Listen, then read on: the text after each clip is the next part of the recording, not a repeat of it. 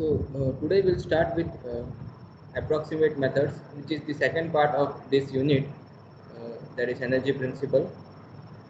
So,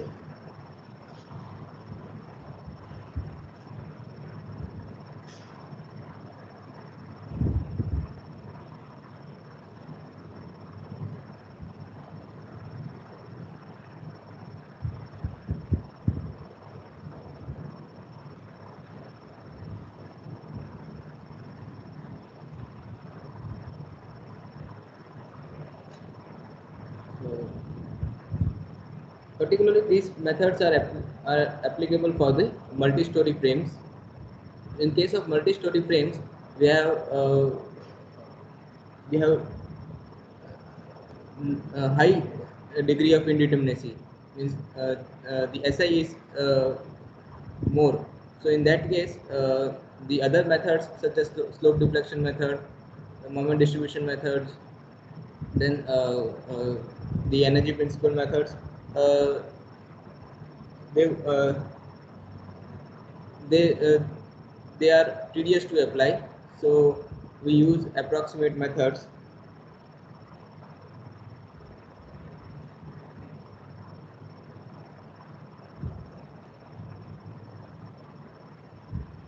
So these are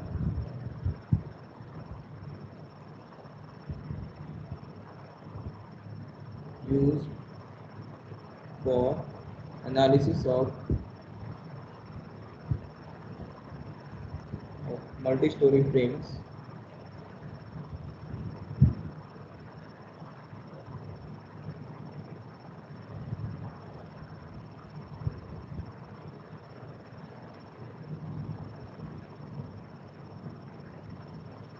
Now, in case of multi-story frame,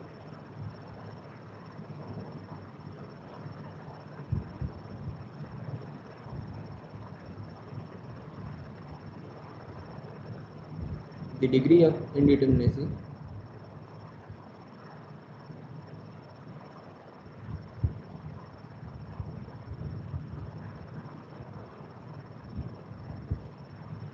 is high, and hence solution by consistent deformation method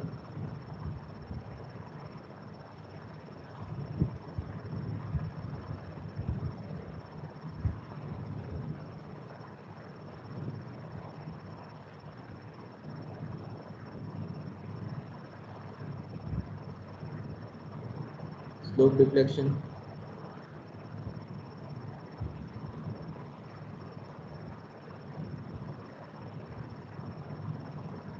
moment distribution,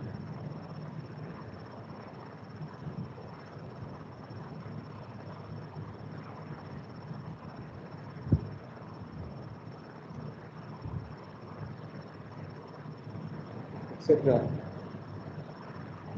is almost ruled out.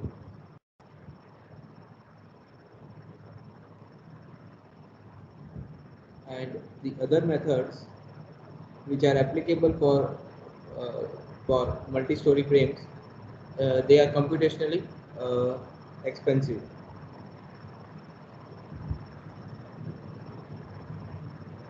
Other methods, for example,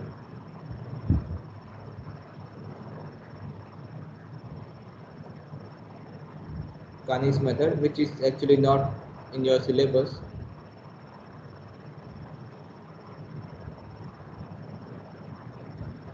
may be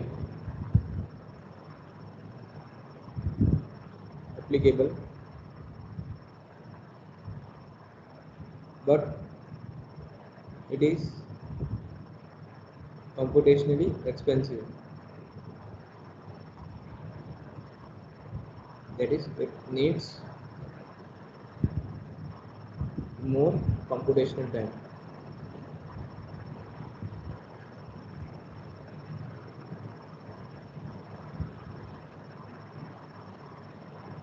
Efforts.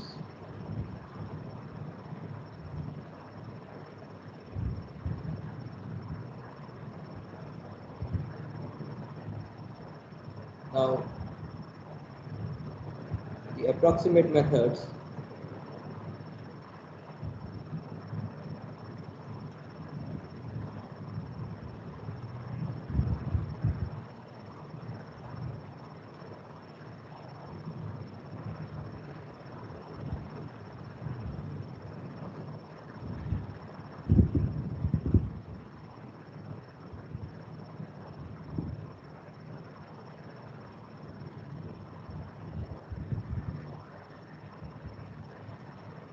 we have substitute frame method,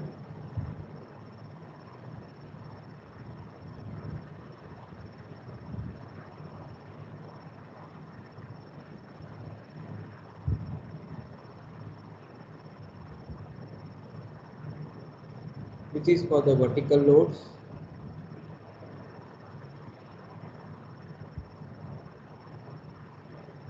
like dead load, lie load.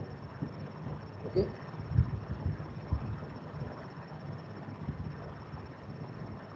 and the other methods are total method or total frame method,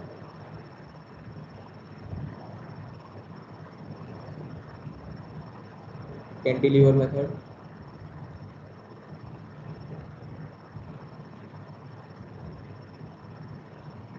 and factor method.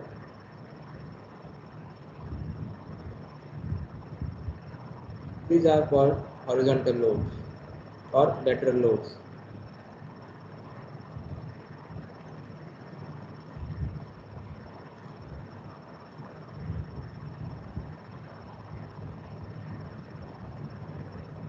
Such as wind load, earthquake load.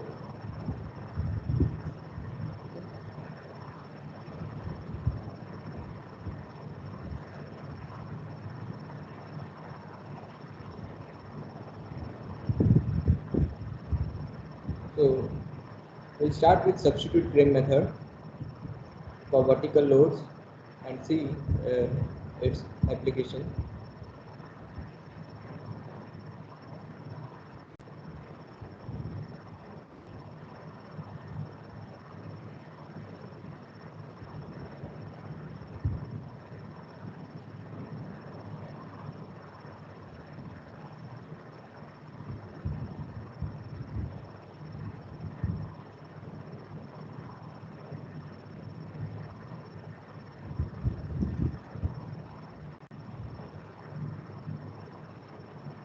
This method is applicable for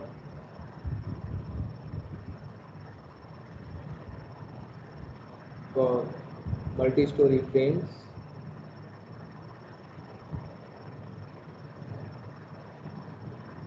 subjected to vertical loads,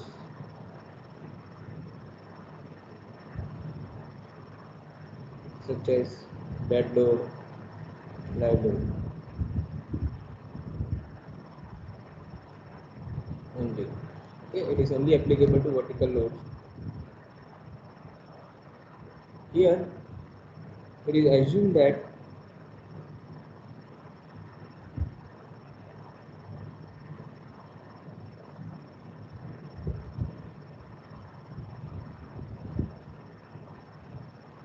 the moment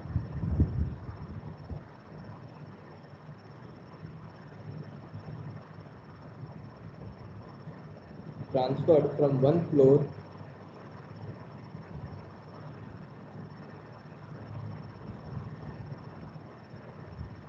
to another floor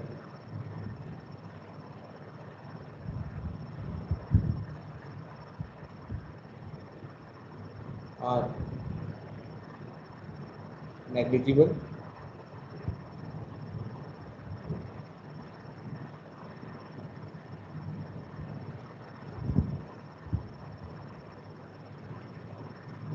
The moments transferred from one floor to another floor are negligible. Now, because of this assumption, the analysis can be made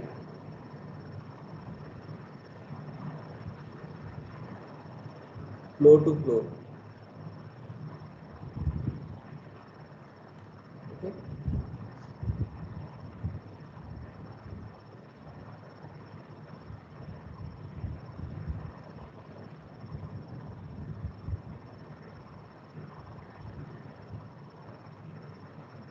Okay. So this is the basic assumption in this method. Now, because of this assumption,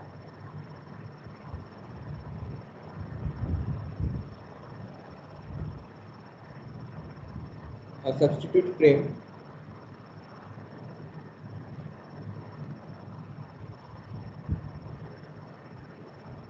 which consists of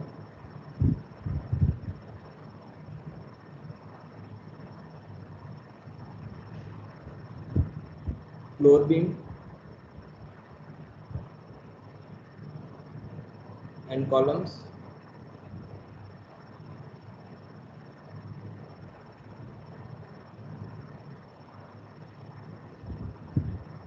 above and below it are considered for analysis.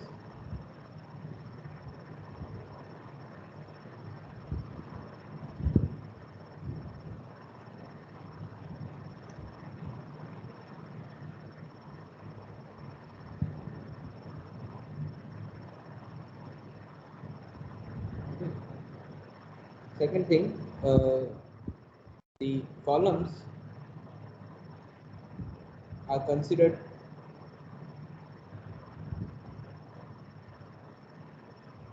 to be fixed at the bar ends.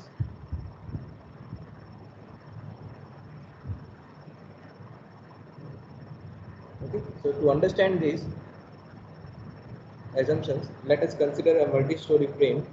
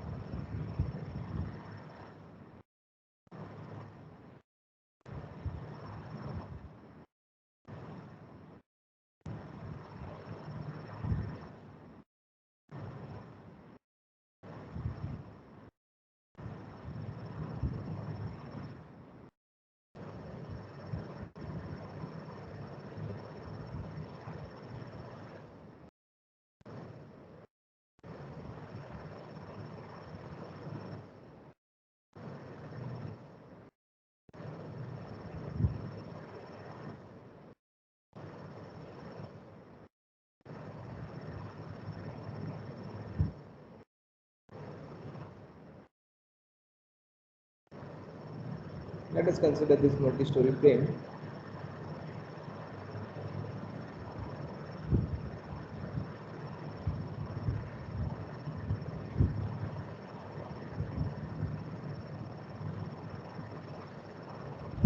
Let this be 1, 2, 3,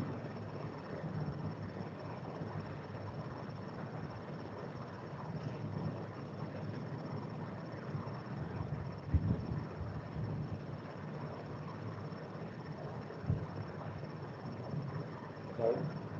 This be 6, 7, 8, 9, 10, 11, 12, 13, 14, 15, 16, 17, 18, 19, 20, 21, 22, 23, 24, 25.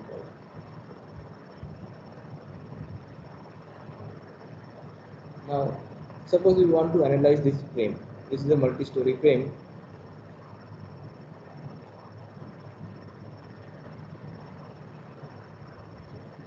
Now, if we apply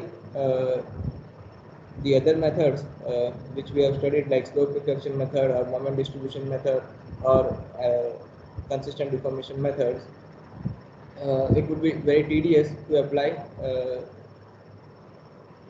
these methods to these multi-story frames because of high degree of indeterminacy.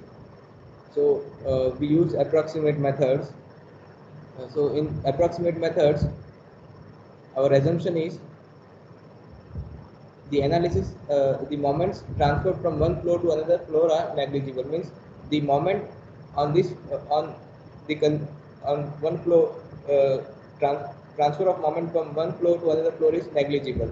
So what we can do, we can analyze the frame as a floor by floor. So what we can do, we can analyze this frame as a floor by floor. Suppose we want to analyze this floor, so we can analyze this floor separately. Suppose we want to analyze this floor, we can analyze it separately. So the substitute frame of this will be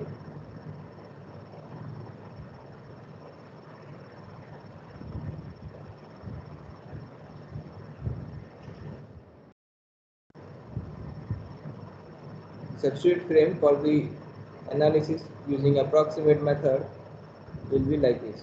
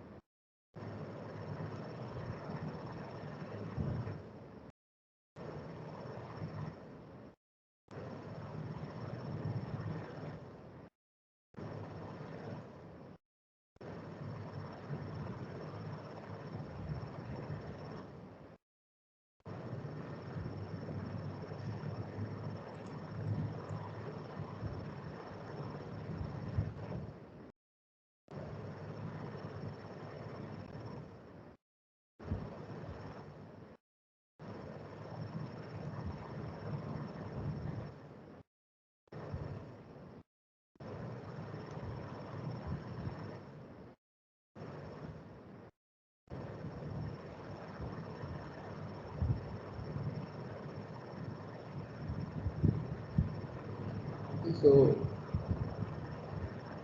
and the substitute frame consists of floor beam. So this is the substitute frame which consists of floor beam. This is the floor beam and the column above and below it. So this is the column above, column below it. Okay, so we substitute this frame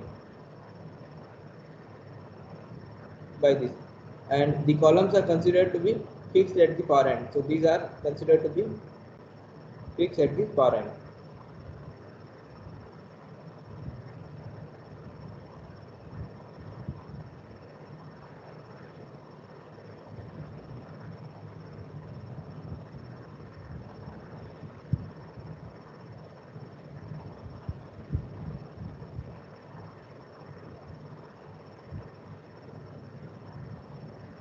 So here we are analyzing the third floor, which consists of 16, 17, 18, 19, 20. Okay, so this is the substitute frame for substitute frame for a floor. In this case, it is the third floor.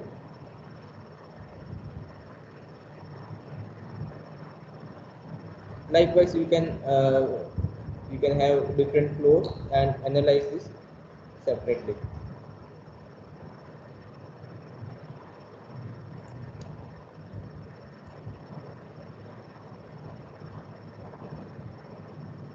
Now, as mentioned, this method is applicable for vertical loads only. So this is applicable for vertical loads only, and vertical load comprises of dead load and live load. So dead load is always present on the member, but the live load may or may not be present all the time. So we have to consider different alternatives of positioning of live load. so that we get the maximum forces in the members.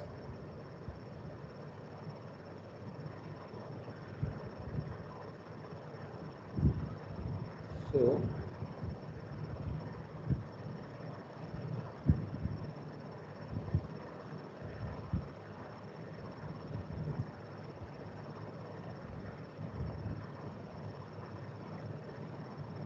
in multi-story frame,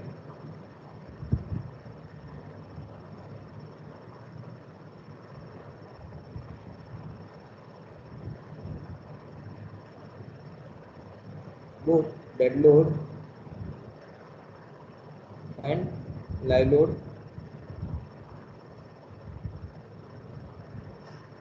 acts together.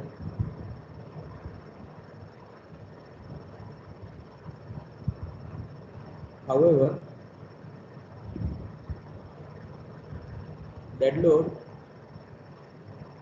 acts throughout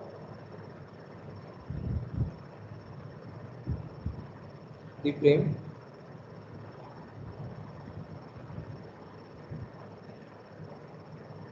and all the time, and at all the time, but live load may act throughout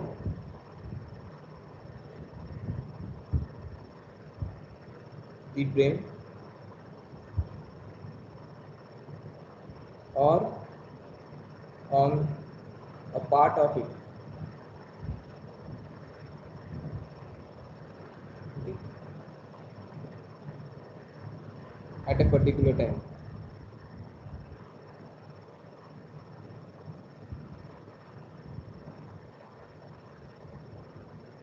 Hence,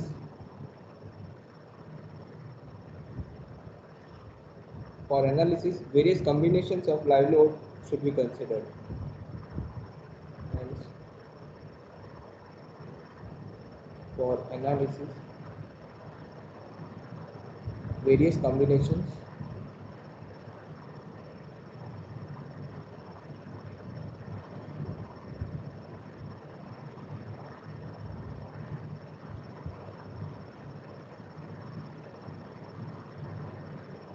of live load should be considered.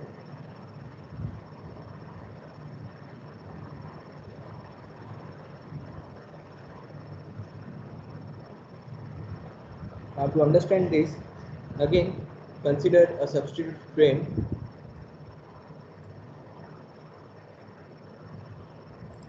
Let us say this is the frame.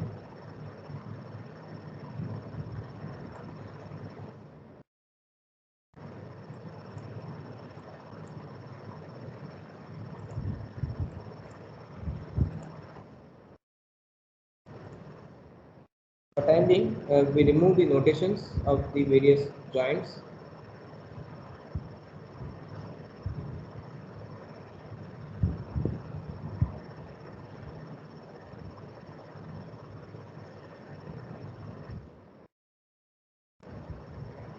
Now, suppose we are interested in the maximum moment, mid-span moment here in this span. So to get the maximum moment in this span, we should position our load, our live load in such a way that we get maximum moment in this span.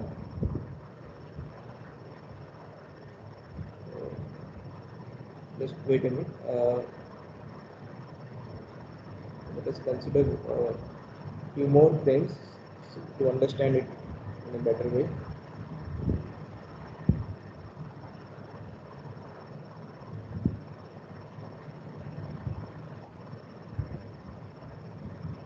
Let us consider one more frame here.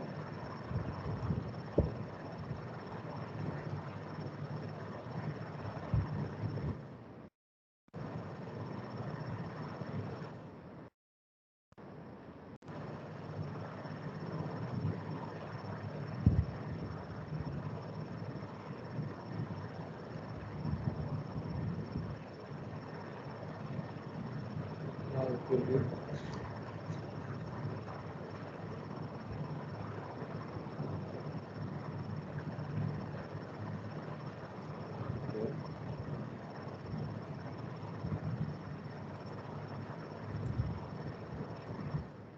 let's say this is continuous.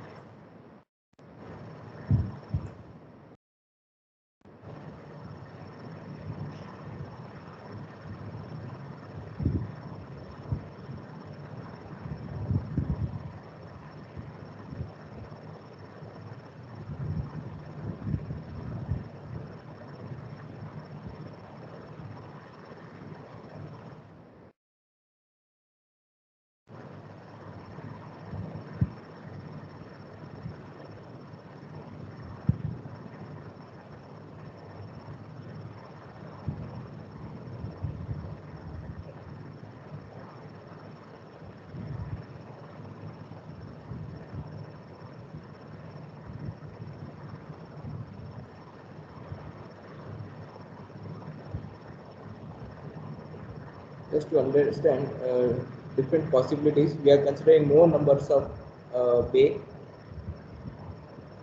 So let us say we are interested in the maximum moment here in this uh, span. So we should position our live load such that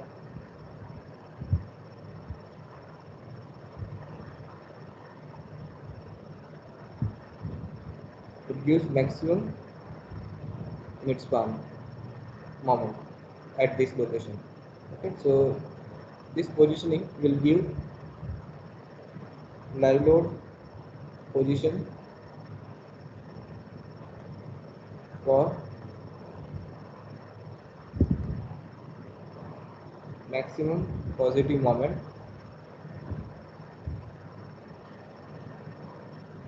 at x.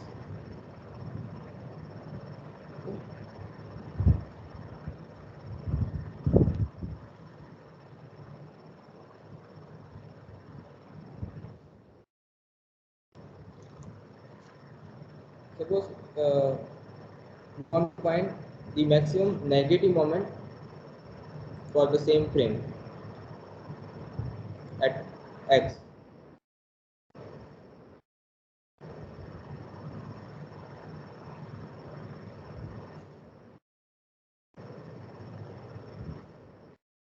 So in that case,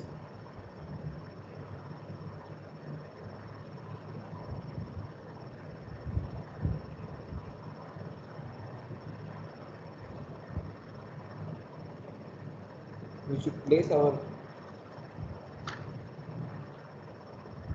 live load so that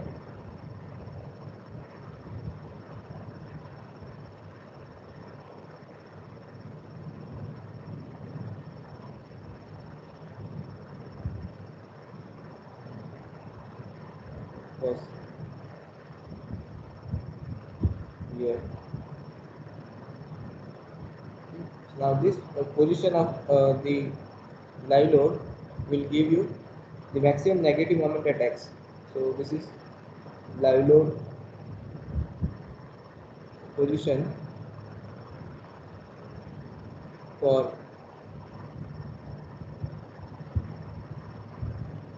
maximum negative moment at x.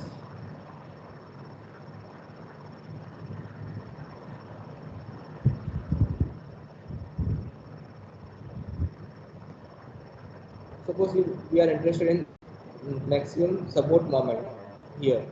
So in that case,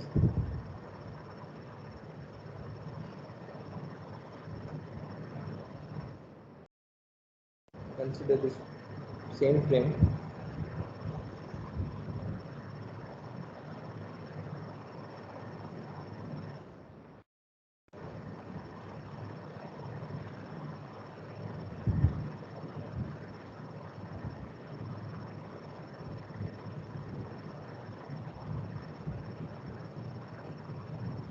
Suppose we are interested in finding the maximum support moment here. Okay, so we should position the live load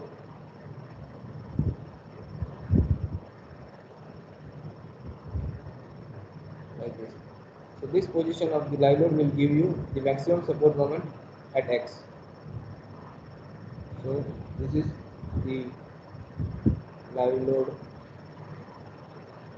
position for maximum negative support moment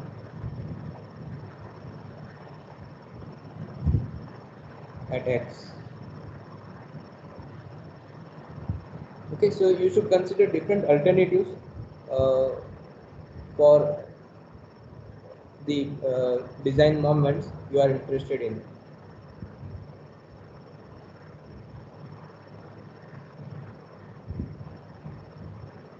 Okay. So different alternatives should be considered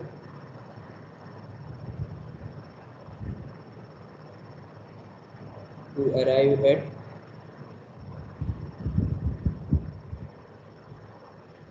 design forces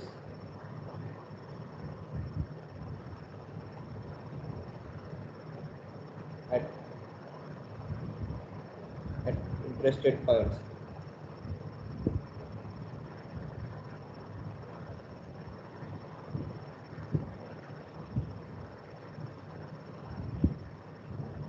Okay. Now, another key point in this method is we are applying the moment, we are distributing the moment in the same way we distribute the moment in moment distribution method, but here only two cycles are considered, and that is why this method is also called two cycle method. So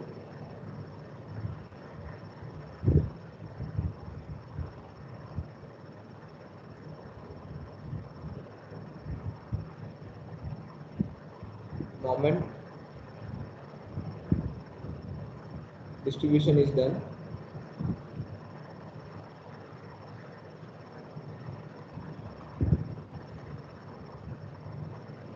for only two cycles,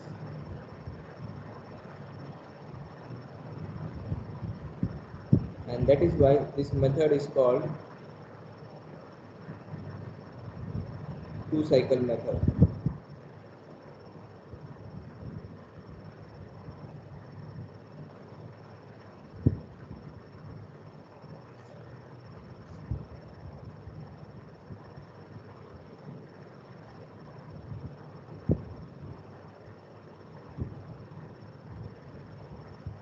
Now let us understand this by an example.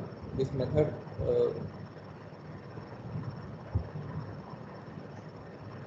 so analyze the intermediate frame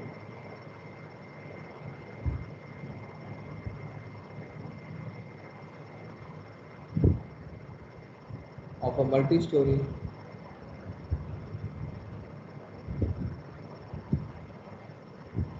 frame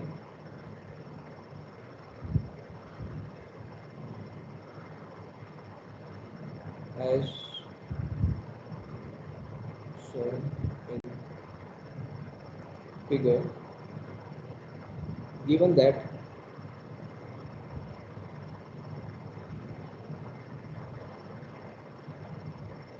spacing of frame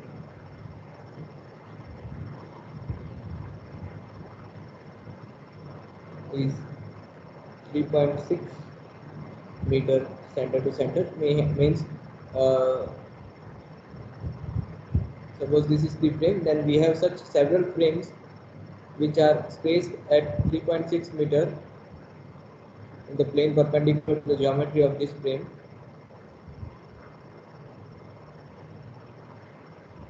Second, the dead load on floor, which is 4 kilonewton per meter square, and live load on floors is 3 kilonewton per meter square.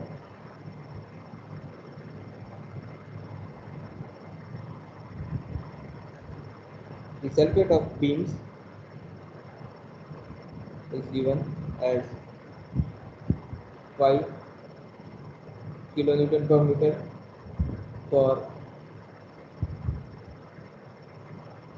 beams of span 9 meter,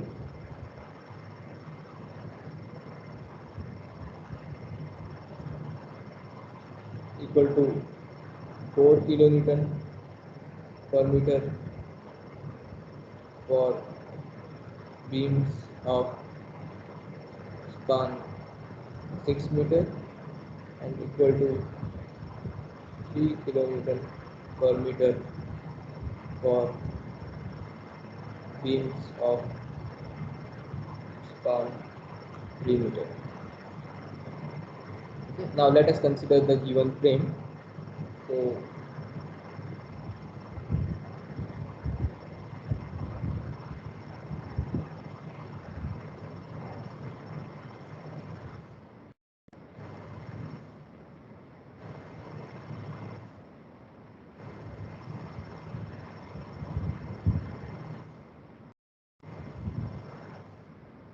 we have a 6 meters bay, a 3 meter bay, and a 6 meter bay.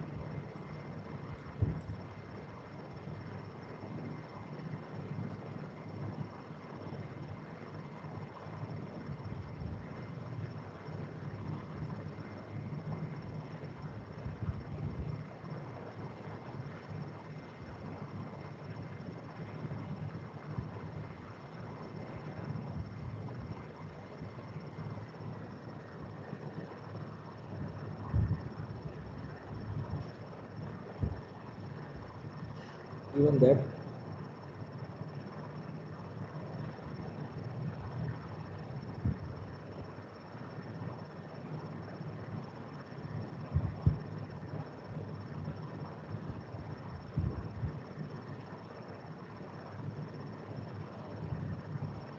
this is 9 meter, this is 3 meter, this is 6 meter, and the story height for each of these floors is 3 meter, 3 meter, 3 meter, and we are supposed to analyze this intermediate frame, which is A, B, C, D, and it has been given that the inertia of the column members are I,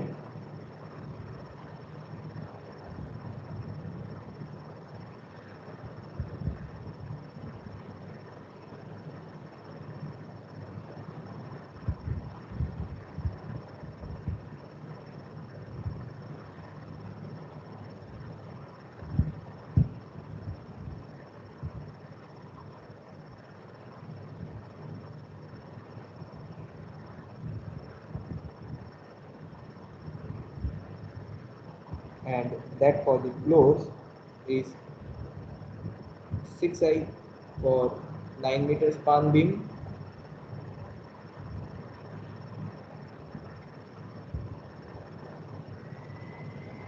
2i for 3 meter span beam,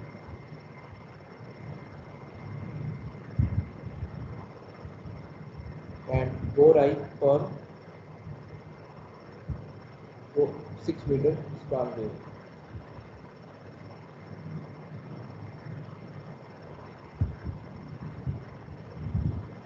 So this is the multi-story frame.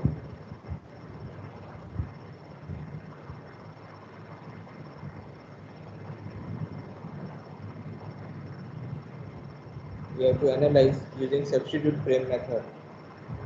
Okay, so let us make a substitute frame of this. So we have to analyze the frame, this frame. So the substitute frame for this is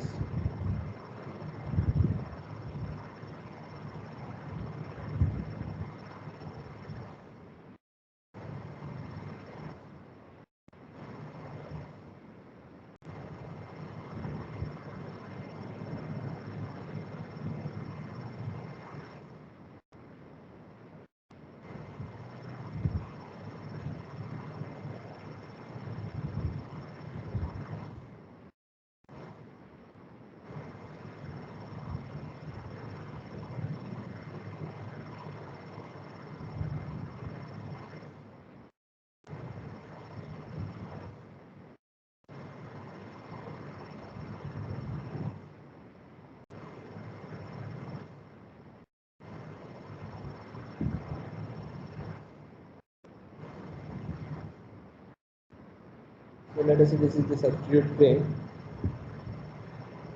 and as per our assumption, the bar ends are considered to be fixed for this substitute frame. So these are fixed here.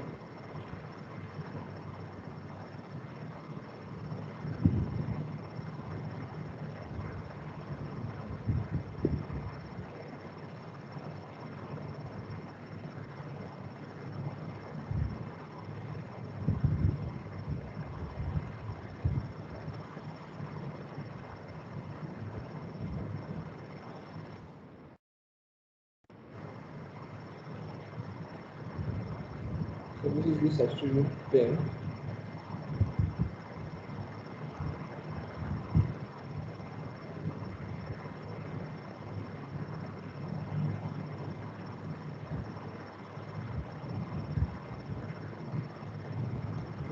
And this is A, this is B, C, and this is D.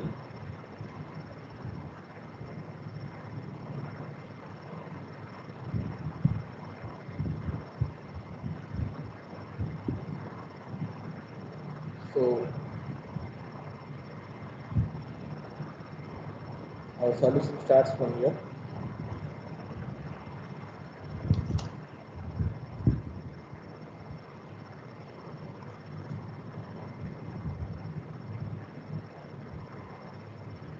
This is given.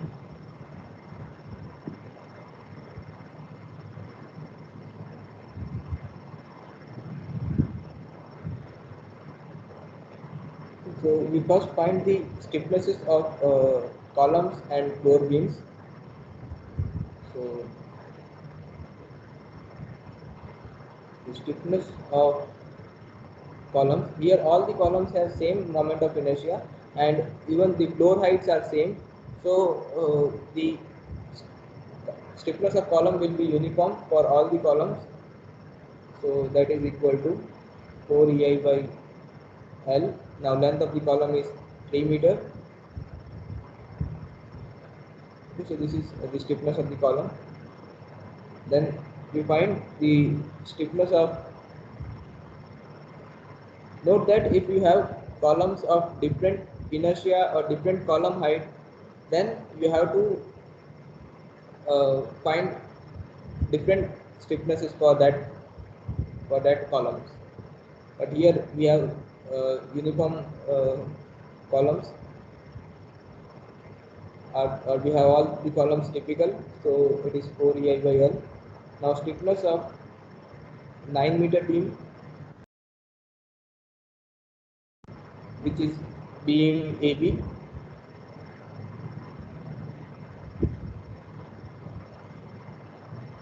it will be 4 E. Now I of this beam is 6I, this is 6I,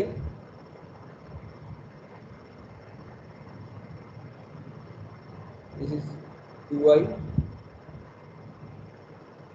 and this is 4I. So it will be 6I by, its length is 9 meter,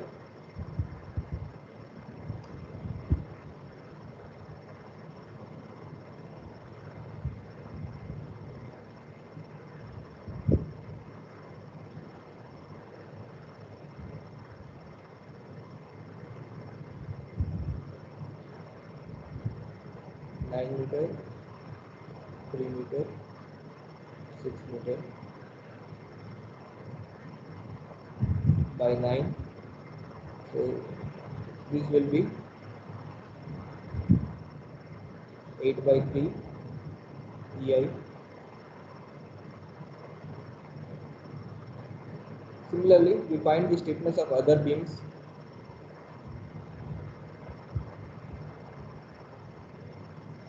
Stiffness of, let us say,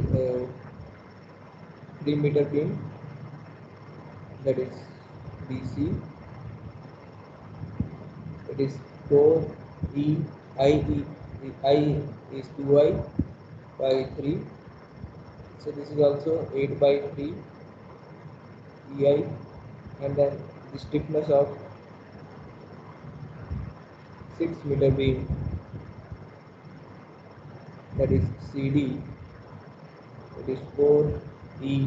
I for this beam is 4I. Length is 6 meter, so it will also be 8 by 3 EI. Okay, so now from this we can find the distribution factors. So we find distribution factor.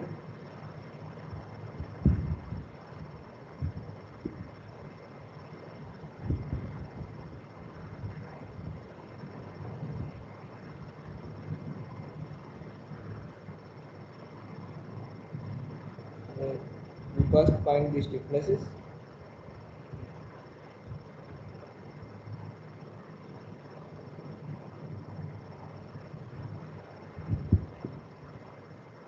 And from these stiffnesses we find the distribution factors at different joints.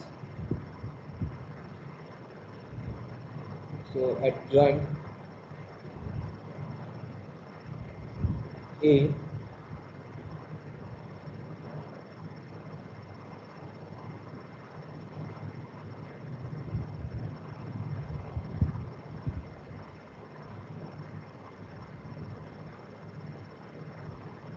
this is joint A.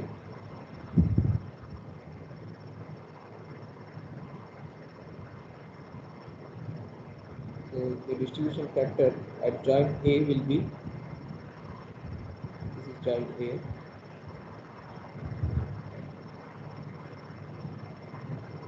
So we have a column here,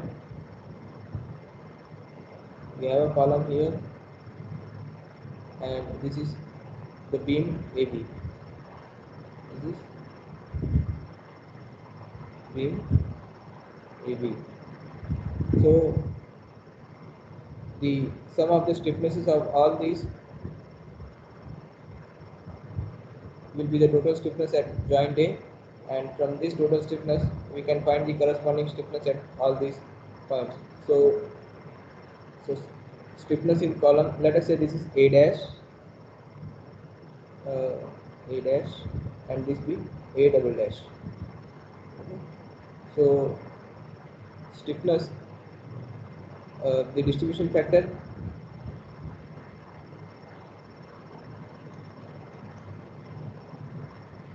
will be equal to for, let us say, distribution factor for a double dash, it will be equal to the stiffness of the column. Stiffness of column is 4EI by L, 4EI by L, which is 3 meter. 4EI by 3, the stiffness of this column is 4EI by 3, divided by the total stiffness at joint A. The total stiffness at joint A is 4EI by 3 plus 8EI by 3 plus again this column, this beam and this column, 4EI by 3. So this is the total stiffness and this is the stiffness of that stiffness of the column. So you will get this as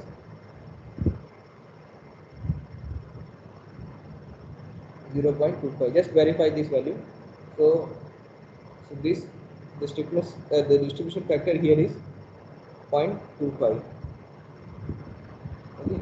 Same way, the distribution factor for A dash will be same, because the stiffness of A dash and A are same. So it will be 0.25 only.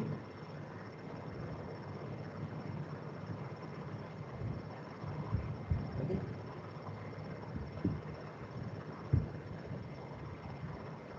Distribution factor for A dash will be 4EI by 3 divided by 4EI by 3 plus 8EI by 3 plus 4EI by 3, so that is 0.25. Now the distribution factor for A will be equal to, for this, the stiffness of the beam. So stiffness of the beam is 8 EI by 3 divided by 4 EI by 3 plus 8 EI by 3 plus 4 EI by 3. So that will be 0.5. So the distribution factor for this will be 0.5.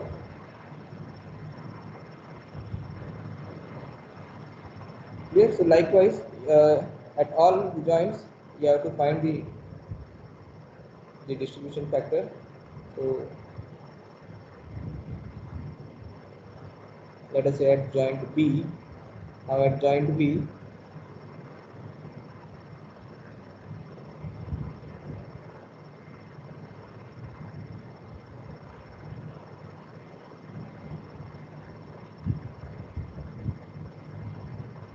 this is joint B.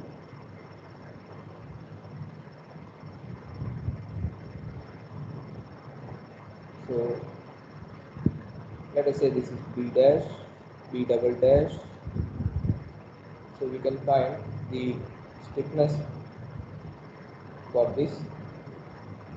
Again, this is column, this is beam, this is beam BC, okay, which is 3 meter, and on the left side it is beam AB, which is 9 meter. So you have to take the stiffness of that corresponding beam. So the distribution factor for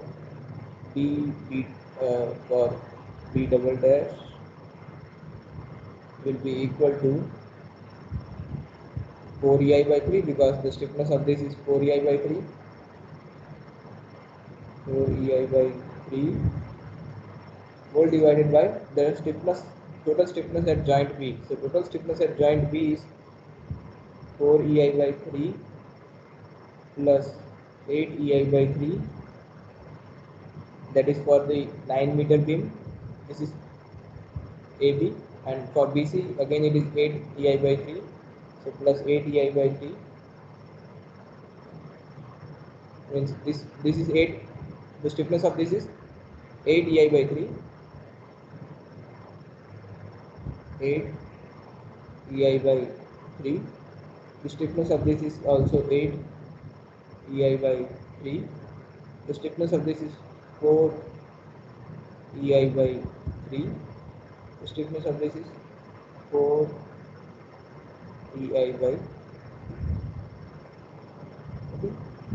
Same for this, it is 4 EI by 3. For this, it is 4 EI by 3.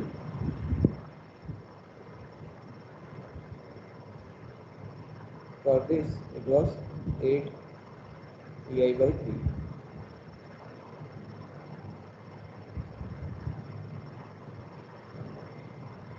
So plus 4 EI by 3. So this is the total stiffness at joint B, and this is the stiffness of B dash at B dash. So the total, so you will have this as 1 by 6, this value as 1 by 6. Just verify this value. Same way, the distribution factor for B dash will be same as this, it will be 1 by 6, and the distribution factor for joint B will be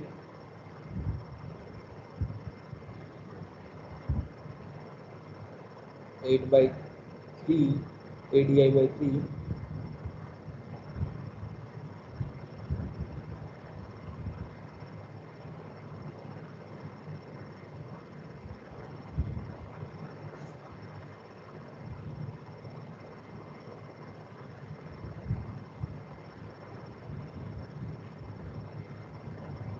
divided by 4 EI by 3 plus 8 EI by 3 plus 8 EI by 3 plus 4 EI by 3. So to find it out, this will be 1 by 3.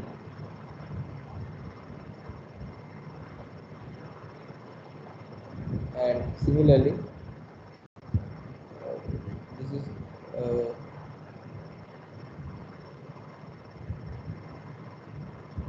let's say this is B, means for B on BC side, this is on BC side. Similarly, you find the distribution factor on AB side, it will be same, that is 1 by 3. So your distribution factor, it will be 1 by 3 on this side, 1 by 3 on this side, 1 by 6 and 1 by 6.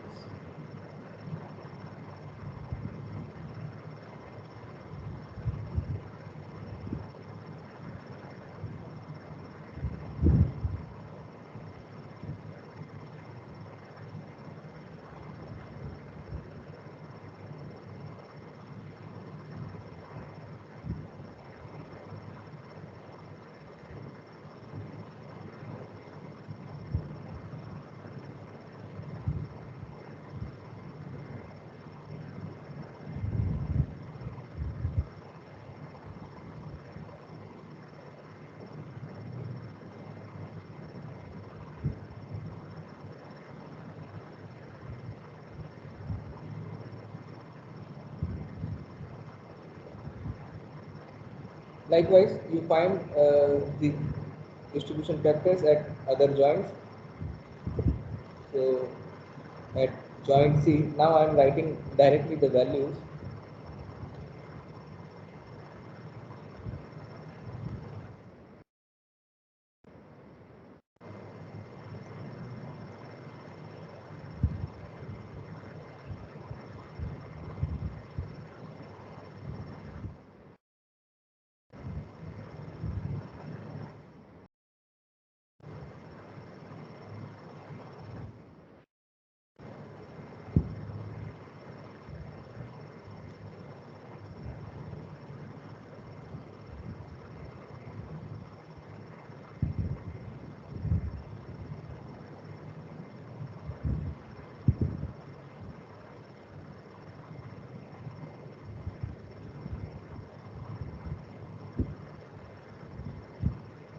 at joint C, let us see this is C double dash, and it will be same as this, and at joint D,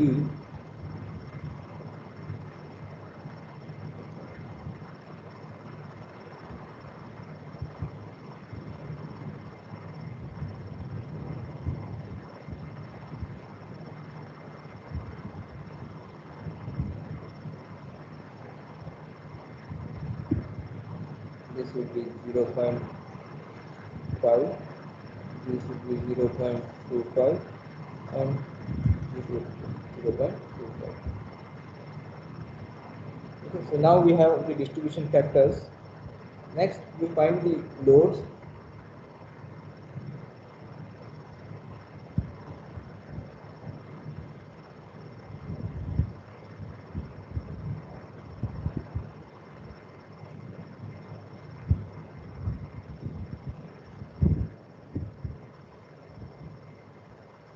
So we have been given the dead load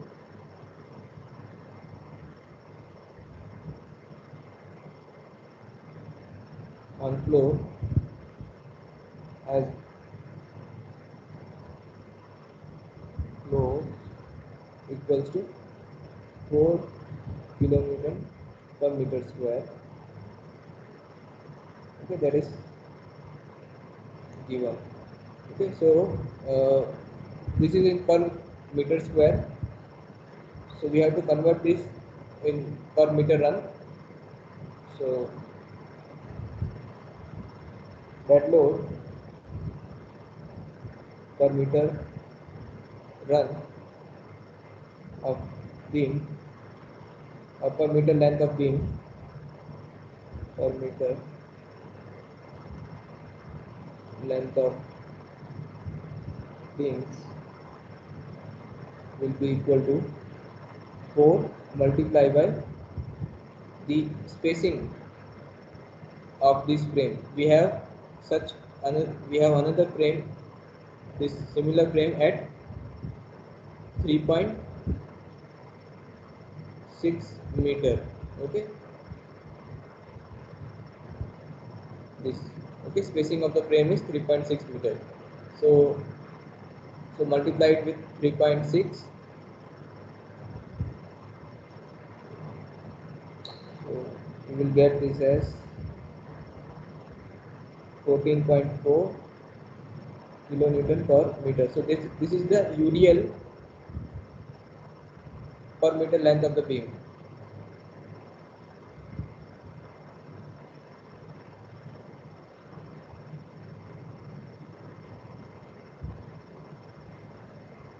Now, in addition to this, we have the self-weight of the beams.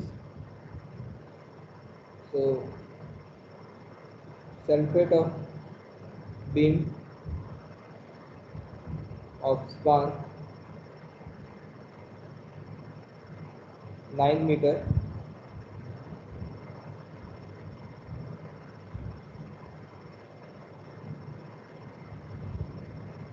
is equal to 5 kilonewton per meter. Okay, that is given.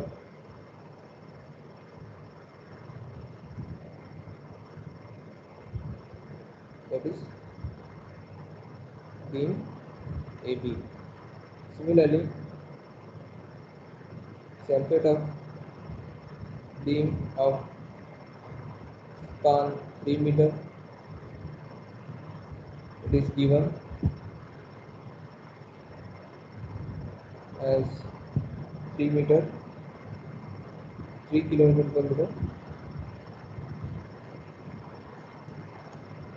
and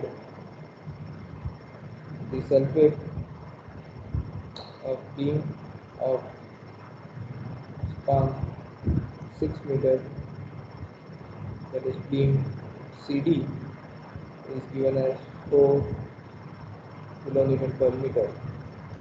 So the total dead load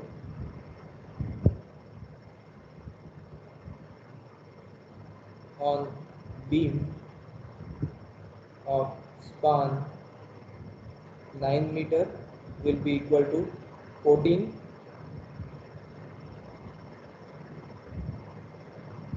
14.4 plus 5, that is 19.4 kilonewton per meter. Number 1. Number 2,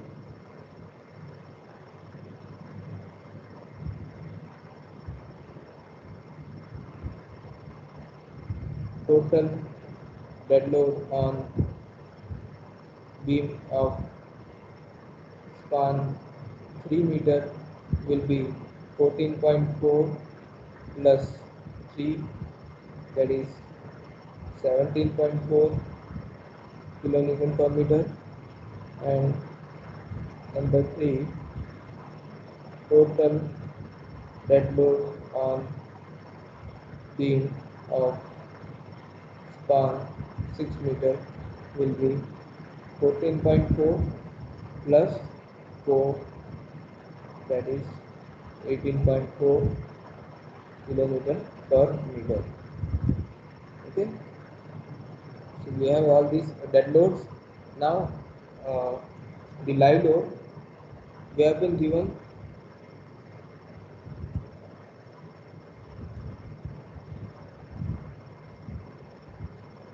live load on floor is given as 3 kilonewton per square meter. So we can find the live load per meter length of the beam. Therefore, the live load per meter length of beam will be equal to 3 into spacing of the frames. Spacing of the frames is 3.6 meter.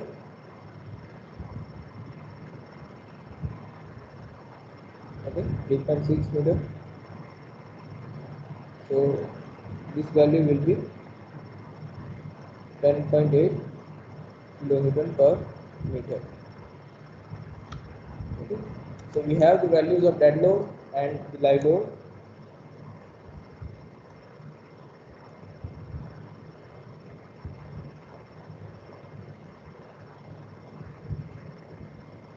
So next we find the friction moments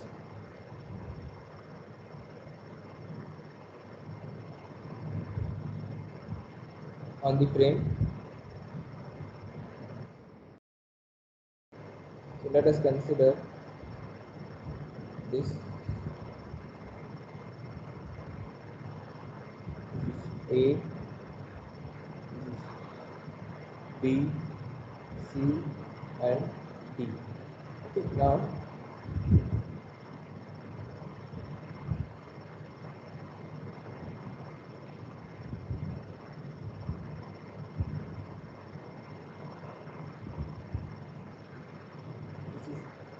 this is the value of the dead load.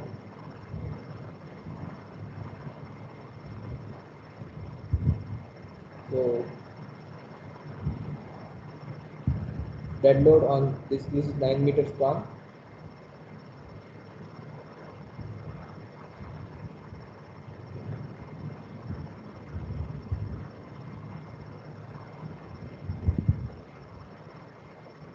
Nine meter, 3 meter and 6 meter. So the dead load on 9 meter span is 19.4 kilonewton per meter. Dead load on 3 meter span is 17.4.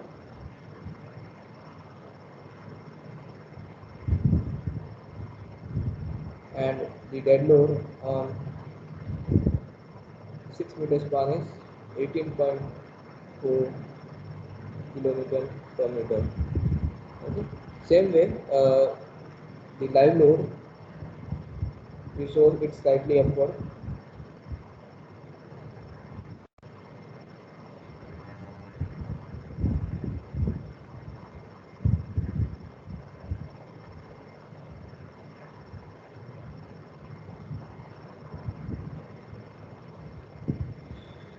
The live load is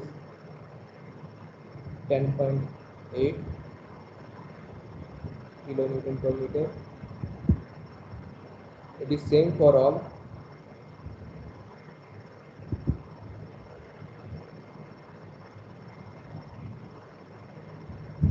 So this is live load, and this one is dead load. Okay. So now we can find the friction moments. So next step is find friction moments.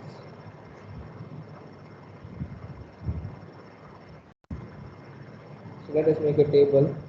Span, friction moment due to dead load,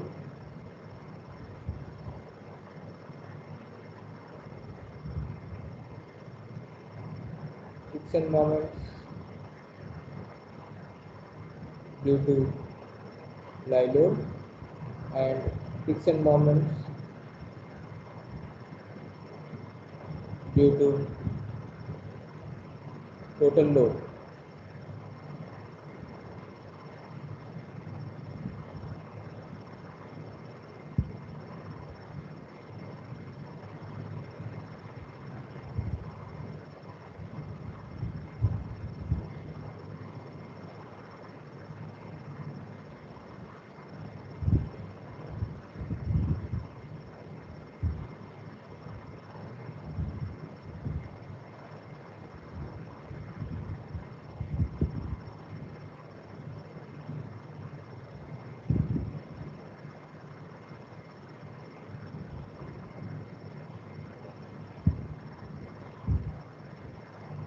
So for span AB, the friction moments will be, we know the formula, W L square by 12. So W is, for dead load it is 19.4. So 19.4 into 9 square by 12. So this will be equal to 130.95 kilonewton meter. Same way for this, it is live load, it is 10.8 into 9 square by 12. So it is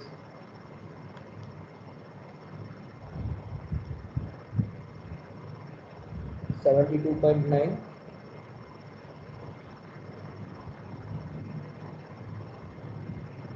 and the total of these two will be, due to the total load, it will be 203.85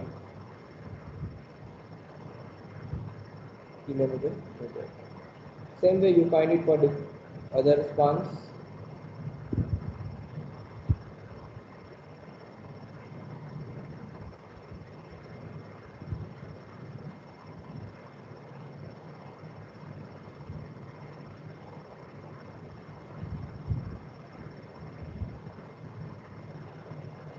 For BC and for CD.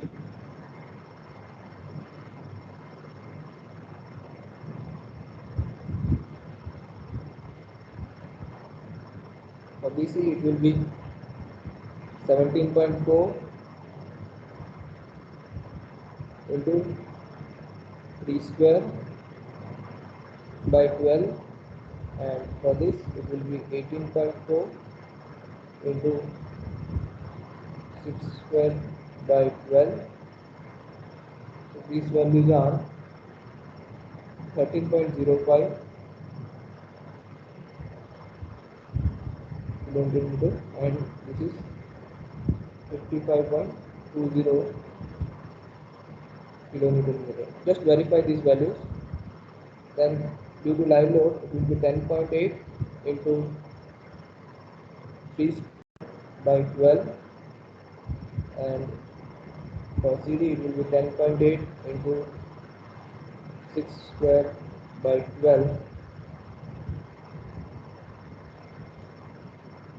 This will be 8.1 kilonewton meter.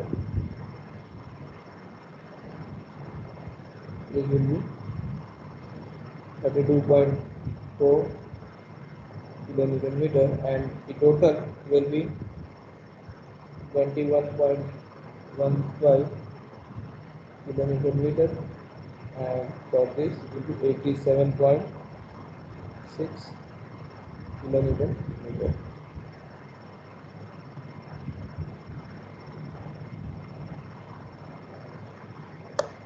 Okay, so with this we have the friction moments. Now next step is to find the design moments in beams. Find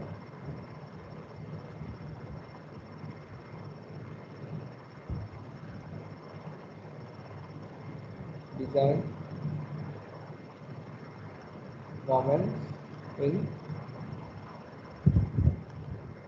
beams. Now you have to consider different possibilities of live load to get maximum span moment, maximum support moment. So, the first possibility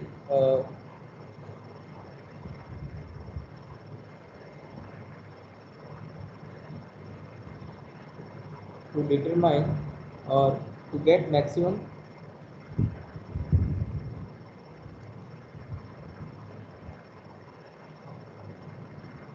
moment, maximum mid span moment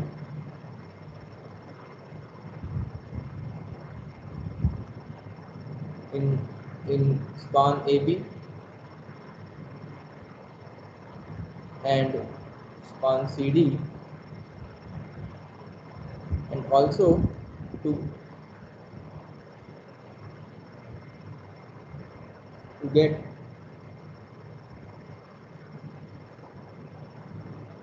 minimum moment in span BC,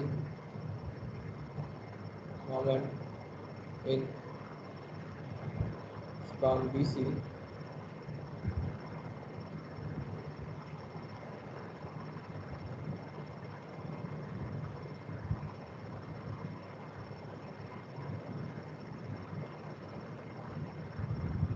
the live load on span AB and CD are considered. Okay, so live load on span AB and CD are considered to get the maximum mid span moment in span AB and CD. So if we see this arrangement, then so for this case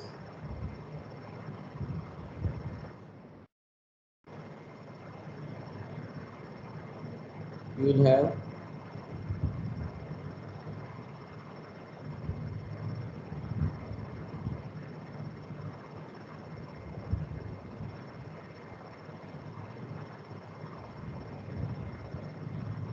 this is A, this is B, C and D. Now here we are considering live load on span AB, and dead load is all the present all the time. So this will be loaded with dead load plus live load. This will be loaded with only dead load, and this will be loaded with dead load plus live load. Means dead load plus live load means it will be subjected to 19.4 plus 10.8. This will be subjected to only 17.4, and this will be subjected to 18.4 plus 10.8. So in that case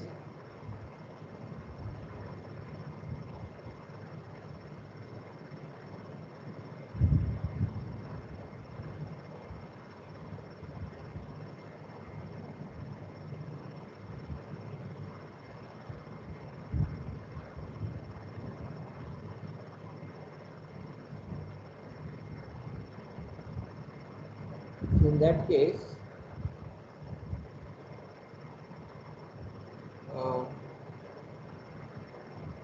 we will have, let us say this is A, this will be B, this will be C. So some space between B and C. This will be D. Let us have some more space between B and C. So let this be B, C, and D.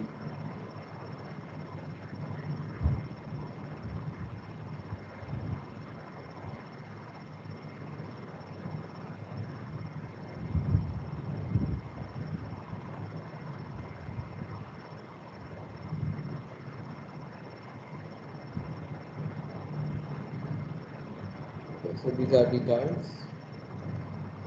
Then we have the distribution factors. So the distribution factor at A is 0.5. Right now we are talking about beams. So we will be considering the distribution factors of the beam and not the columns.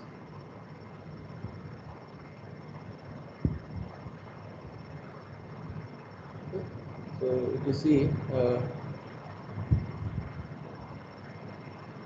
the distribution factor for beam at A is 0.5. Then at B, on the left of B it is 1 by 3, right of B it is again 1 by 3, left of C 1 by 3, right of C 1 by 3, and at D it is 0.5. So this will be 1 by 3, this will be 1 by 3, 1 by 3, 1 by 3, 0.5. So this is the distribution factor. Next we write the friction moment. So the friction moment, now here this span is loaded with dead load plus live load.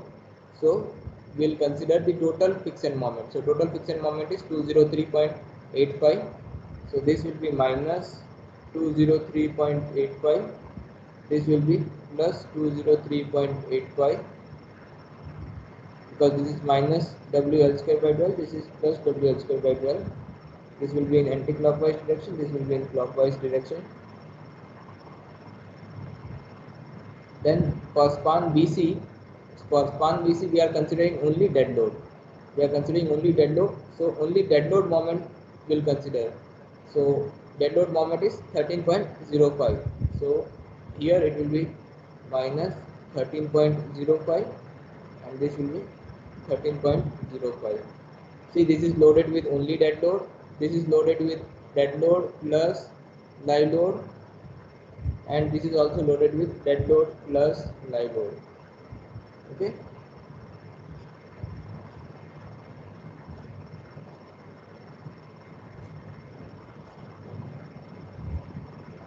So for span CD, again we will be using total moment. So that is 87.6. So this will be minus 87.6, and this will be 87.6. Okay. So now as discussed in earlier, this is a two-cycle method. So we'll use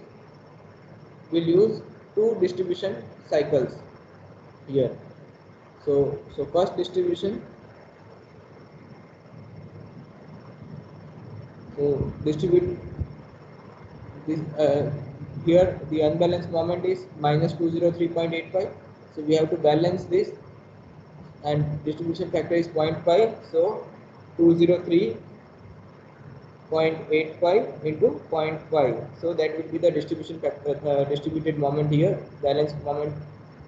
So it will be 101.93. Same way here, the unbalanced moment is 203.85 minus 13.05. So 190.8 is the unbalanced moment. So you have to balance this, multiply it with the distribution factor. So this will be minus 63.6, and on this side also it is minus 63.6. Then here the unbalanced moment is 13.05 minus 87.6, that is minus 74.55. Again we have to balance this, so it is, so the distributed moment here will be 24.85 and 24.85, and for this 87.6 is the unbalanced moment, so you have to balance this and multiply it with the factor 0.5,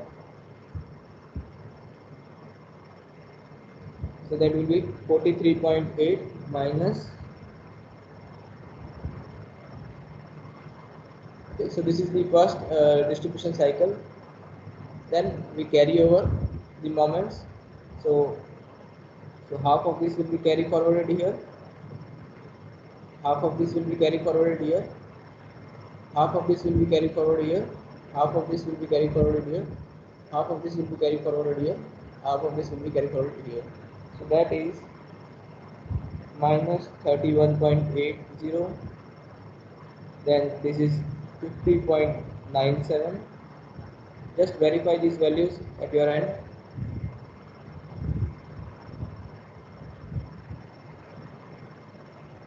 This is 12.42 and minus 31.80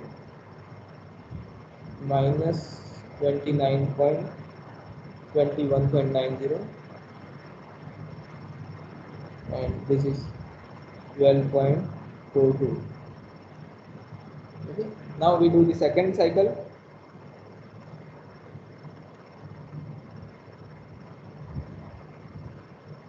Okay, so this was the first cycle.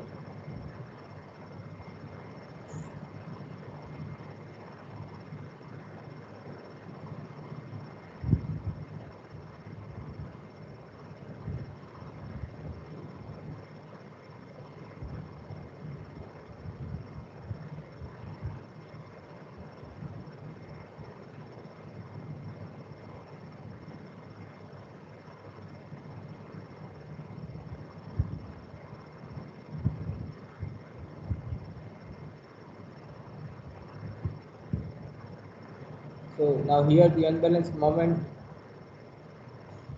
is minus 31.8. So you distribute this, so it will be 15.90. This will be unbalanced moment is 50.97 plus 50.97 plus 12.42. So the unbalanced moment is 63.39.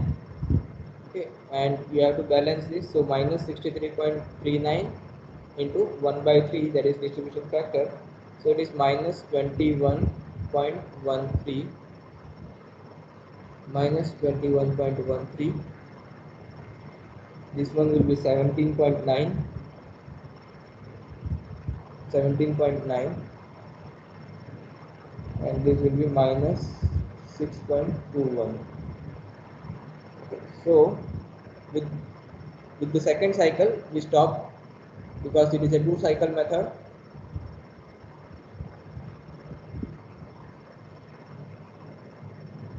So this, the final moments are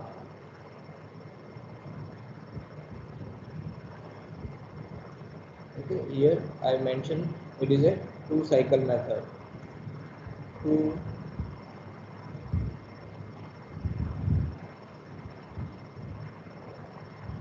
cycle method.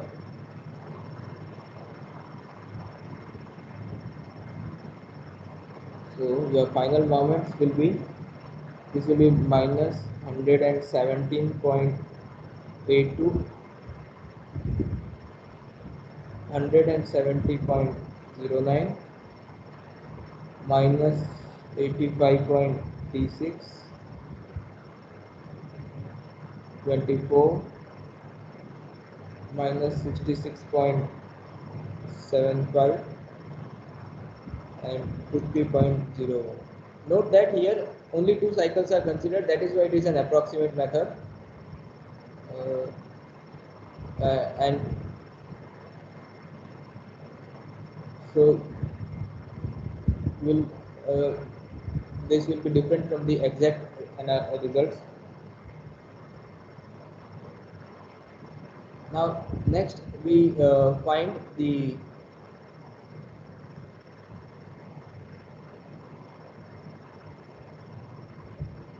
freely, freely supported moment. So free moment at the center, free moment at center of span, at center of span, which is equals to W L square by 8. So let us find these for this case. So for this case, W will be 19.4 plus live load, that is 10.8. So this is the total W here because it is dead load plus live load into 9 square by 8. So that will be equal to 305.78 kilonewton meter. Let us remove this because all the moments are in kilonewton meter only. So for this span only dead load is applied. So this will be 17.4, that is the W, times 3 square by 8. So this will be equal to 19.58. Then for this span it is 18.4 plus 10.8 total W into 6 square by 8. This is, note that this is dead load plus live load. This is only dead load and this is dead load plus live load.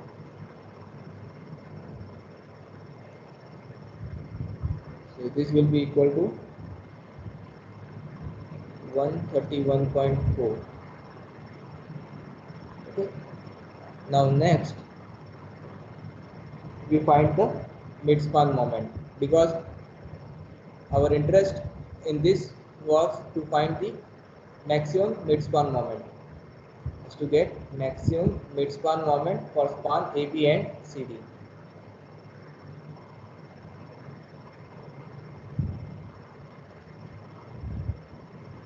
So likewise we have to see other alternatives also, alternative of live load position to get different forces.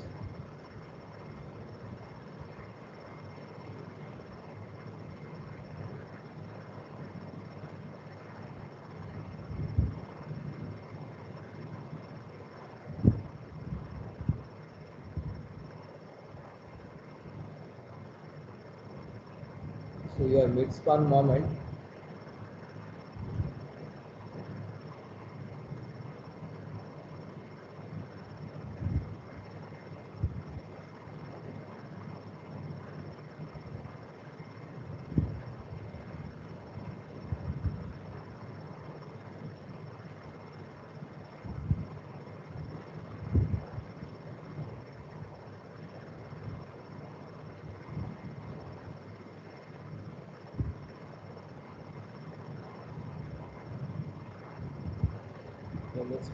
will be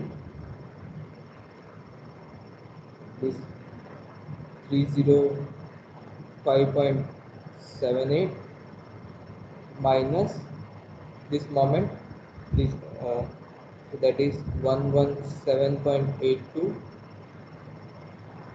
plus 170.09 divided by 2. So you will get this moment as 161.83. Likewise, for this span, this is 19.58. minus the moment is 85.36 plus 24 divided by 2, so that will be equal to minus 35.1, and for this it will be 131.4 minus 66.75 plus 50.01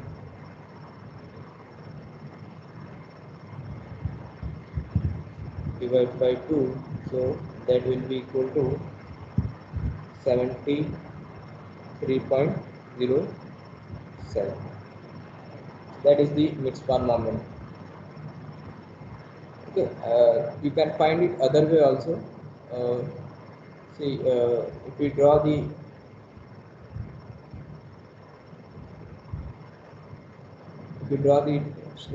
bending moment diagram, so this will be the negative moment here is 117, negative moment, the moment here is 170. So this is the bending moment diagram due to fixity, that is 117.82 here, and this is 170.09 here, and you superimpose the freely supported moment at the center, so that is 305.78, and now we are interested in this moment, midspan moment, that is positive midspan moment, and that moment is 161.83. Okay, same way for other spans also you can do this. This is 85, here it is 24,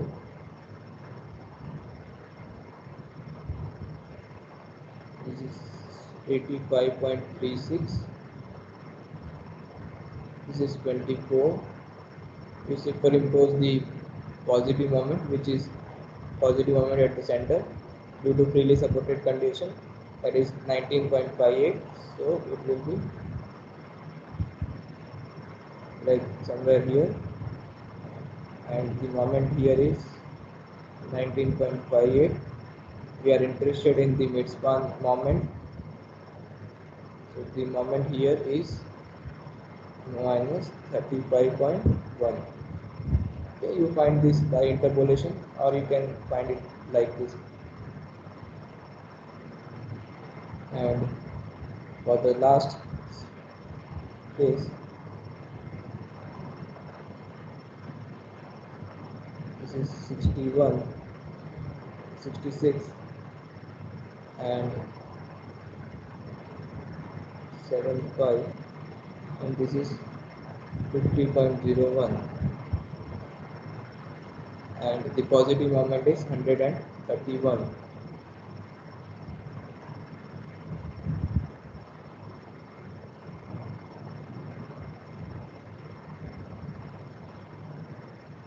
This is 131.4. We are interested in the midspan moment, positive midspan moment. So that is 73.07. Okay. We are interested in the positive moment in span AB and CD. Okay. We are interested in span AB and CD. So we got the positive moment, maximum positive moment in span AB and CD. Now similarly, we have to try other uh, position of live load to get the maximum moment in span BC only. So this is the first alternative. You can see this is the first case. So case 1.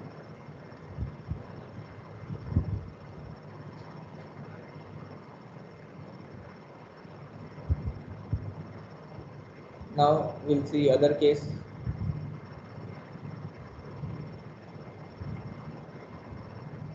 case 2, that is to get the maximum moment in DC span, to get maximum moment in span BC, and other way is to get the minimum moment,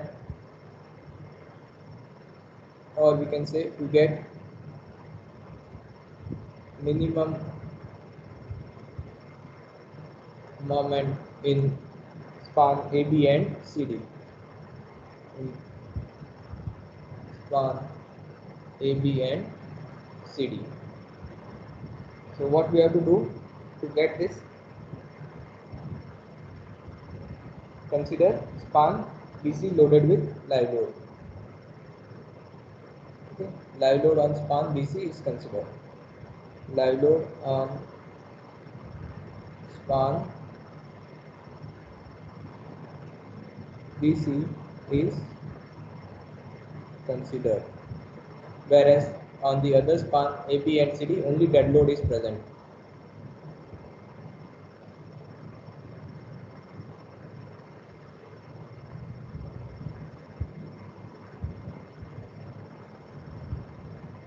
And we have to follow the same procedure we did here.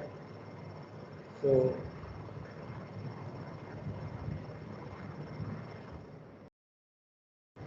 this is our frame.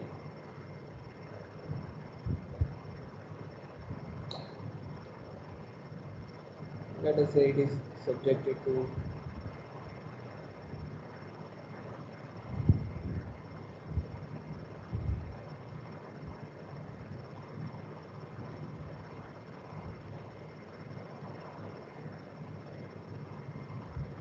this is subjected to only dead load. This is subjected to only dead load. This one is subjected to dead load plus live load. This is subjected to only dead load, because we are interested in finding the maximum moment in span BC.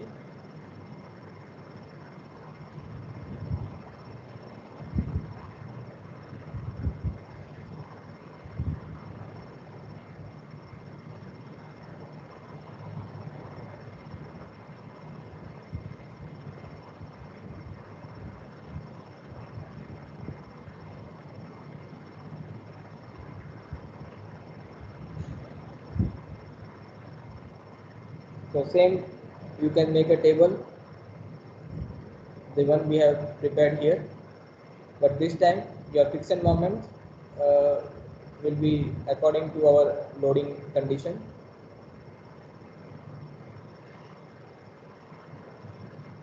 So consider this be joint A, joint B, joint C, joint D. These are the joints. This is subjected to only dead load.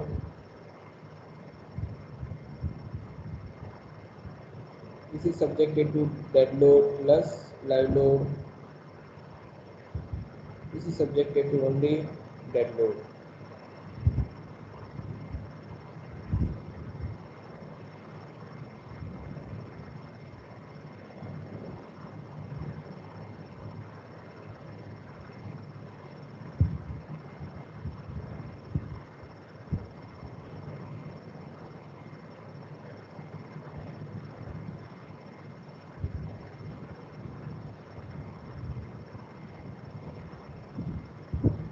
Next we write the distribution factors. It will be same as earlier. This is 0.5. This is 1 by 3. This is 1 by 3. 1 by 3. 1 by 3 and 0.5. Next we write the friction moments. Now the friction moments for span AB will be corresponding to only dead load. For span BC it will be corresponding to dead load plus live load, and for span CD it will be corresponding to only dead load. So For friction moments due to dead load, for span AB is 130.95. So this will be minus 130.95. This will be 130.95. For span BC, it will be the total. So for span BC, it will be 21.15. So this will be minus 21.15. This will be 21.15. For span CD, it will be for only for dead load, so 55.20. So minus 55.20 and 55.20. Okay. So now we distribute the moment. So first distribution. Now I hope you will be able to carry the distribution, because we have done enough practice of this in moment distribution method also. So I write the values here. So this will be 65.48.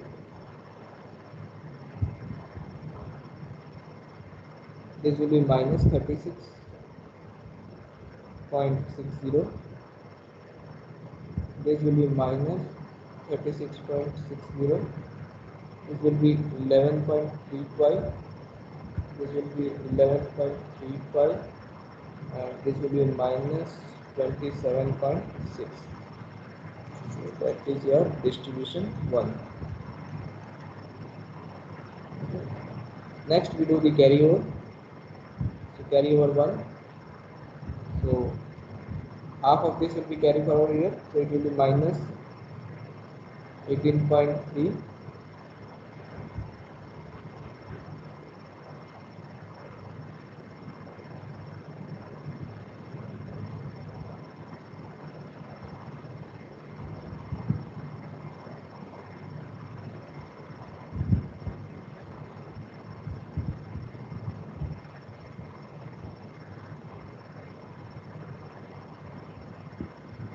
This will be 32.74.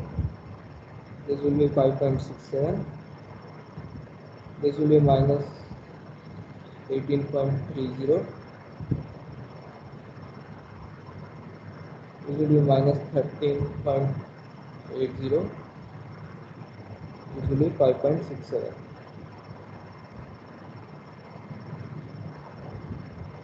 So this is the first cycle.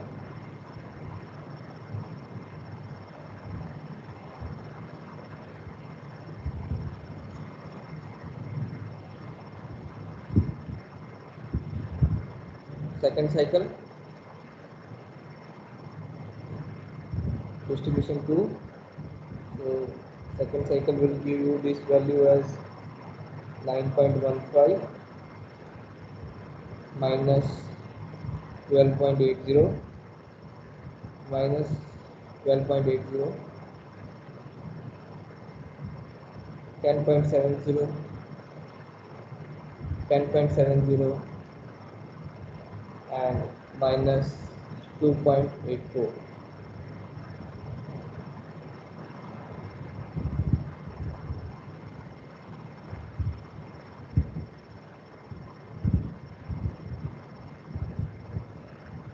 So your final moments are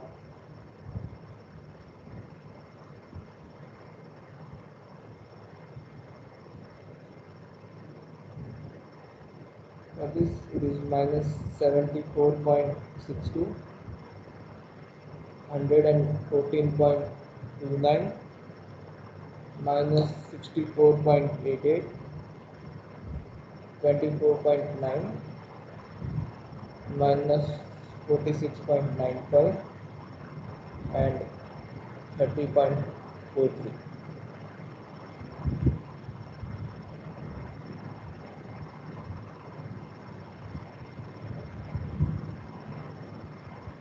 Next we find the freely supported moment at mid span.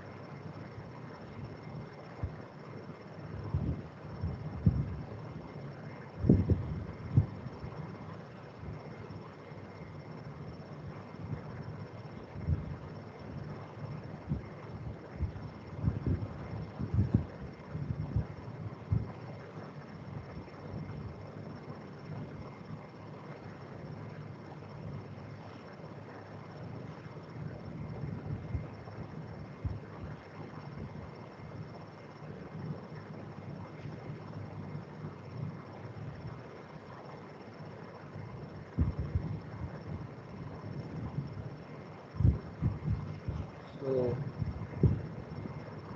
free moment at mid span, which will be equal to W L square by 8. So for this case,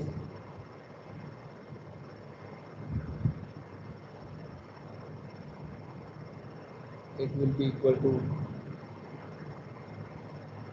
196.43. I leave it for you to calculate this value. So this will be 31.73 and this will be 82.8. These are the freely supported moment, and next we find the final moments at mid span. Final moment at mid span. So that will be equal to, so you just draw the moment diagram here. I leave it for you. So this will be 196.43 minus the fixity moment, which are 107, which are 74.62 plus 114.29 divided by 2. So that will give you the moment as 101.98. Same way here, it will be 31.73, which is the positive moment at mid span due to freely supported condition, minus this 64.88 plus 24.9 divided by 2. So that will give you 13.1916, and for this it will be 82.8 minus this moment 46.95 plus 30.43 divided by 2, which is equal to 43.71. Okay, so with this you get the maximum moment in the span BC, which is this value.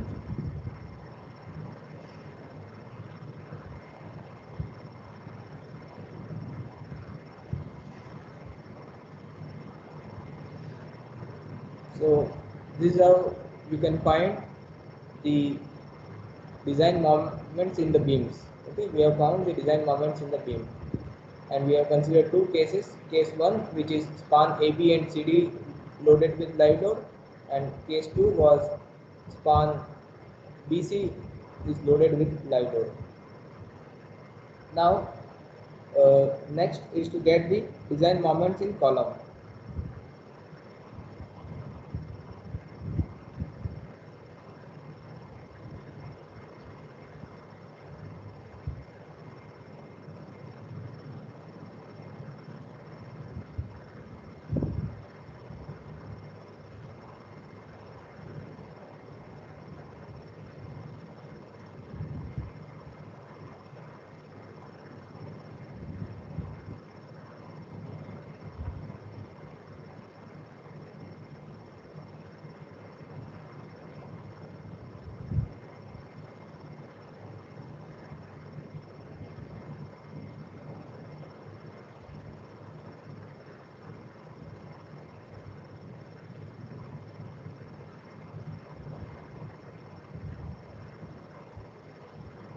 So here also we'll have the same two cases, and we'll take down the moments which are carry forwarded in each of the cycles.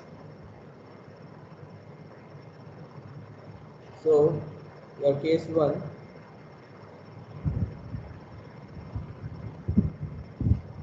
is live load on span AB and CD, and this time we make a table that The distribution factor will be corresponding to the columns.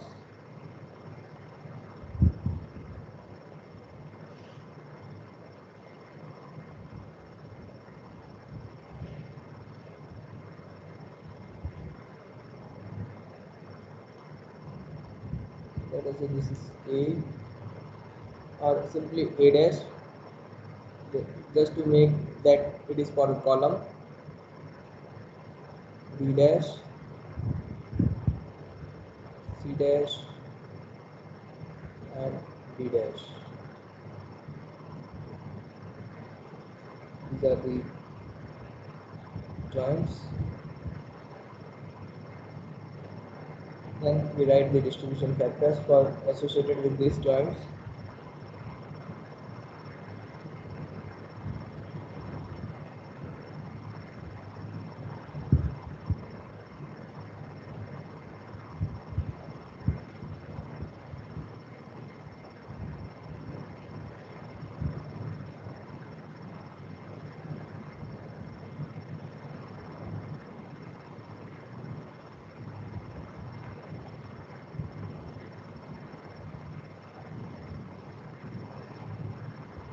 Distribution factor here is 0.25 for the column.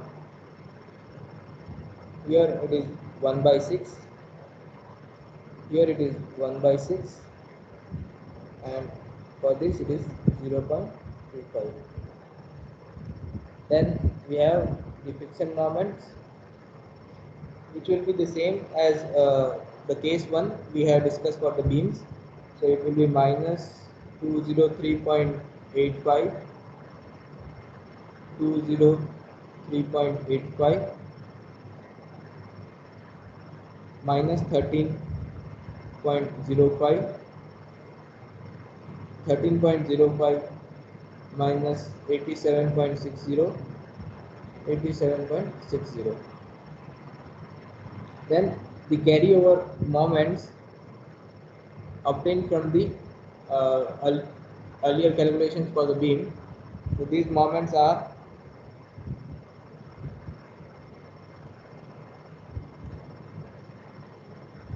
from design moments in beams, obtained from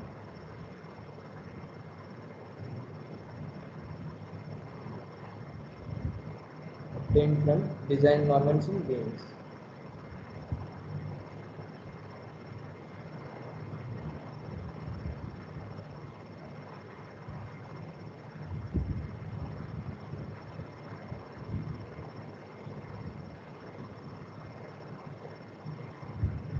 So this will be minus 31.80. This is 50.97. This is 12.42. This is minus 31.80, minus 21.90, and 12.42. So the total friction moments and carryover moment at columns will be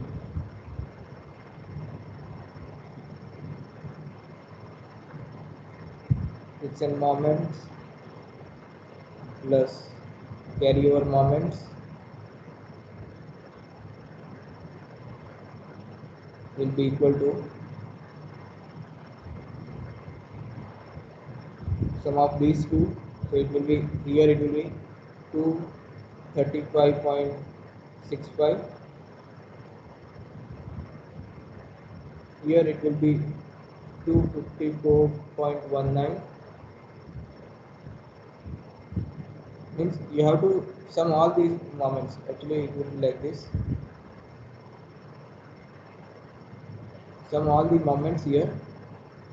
So it will be 254.19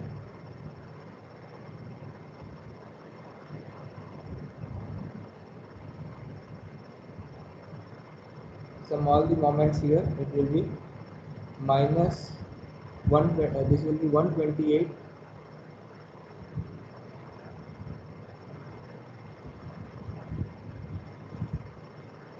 minus 87.60 minus 21.90 minus 31.80 plus 13.05, that is minus 128.25. So moment here will be minus 128.25, and here it will be 100.02.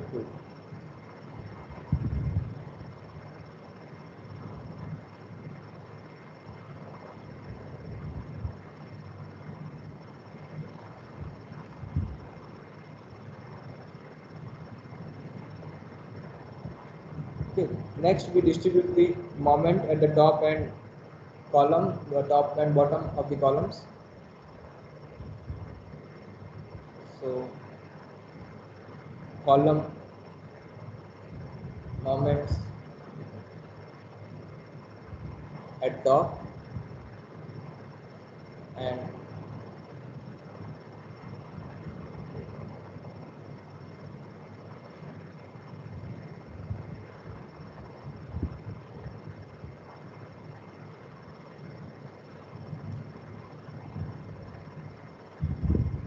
column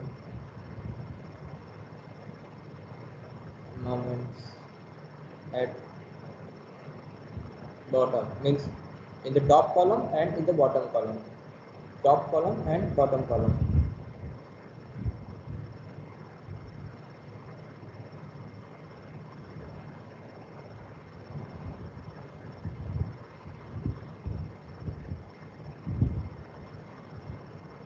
So this will be simply this moment, unbalanced moment multiplied by this distribution factor. So the unbalanced, the moment, balance moment here will be 58.91. 58.91. I just show one calculation over here. It is 235.65 multiplied by 0.25. You will get 58.91. Same way, 254.19 multiplied by 1 by 6. Now this is positive, so balance moment will be minus of this. This will be minus 42.37 minus 42.37. Here it will be 21.38, 21.38 minus 25.01 minus 25.01. Okay, so this was the first case. Now same we do for the second case.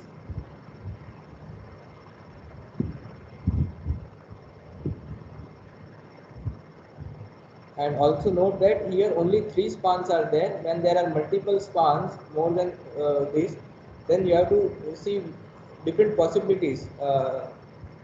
Here there are only 3 spans, so we have only 2 cases to get the design forces.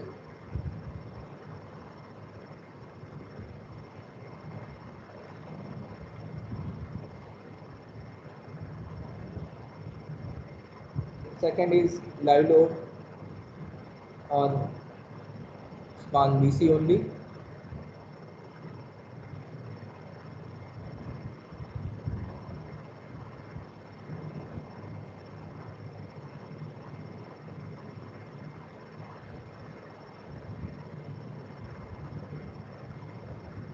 So this time also we will make similar table.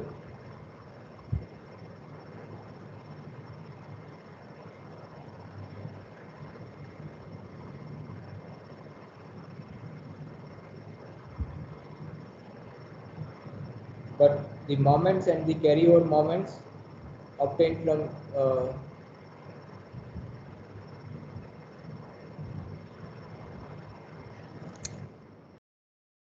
case 2 will be considered in this.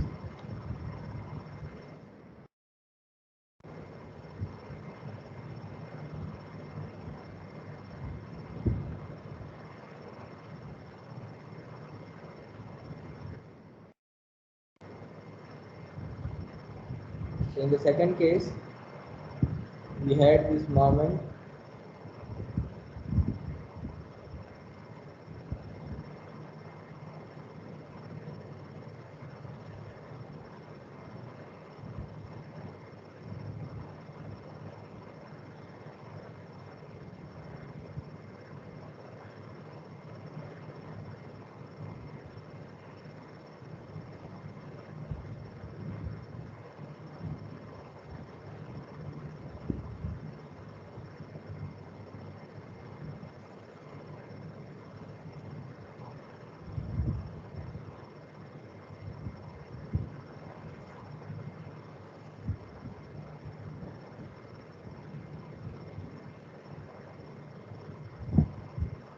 these these moments in the second case are minus 130.95, 130.95, minus 21.15, 21.15,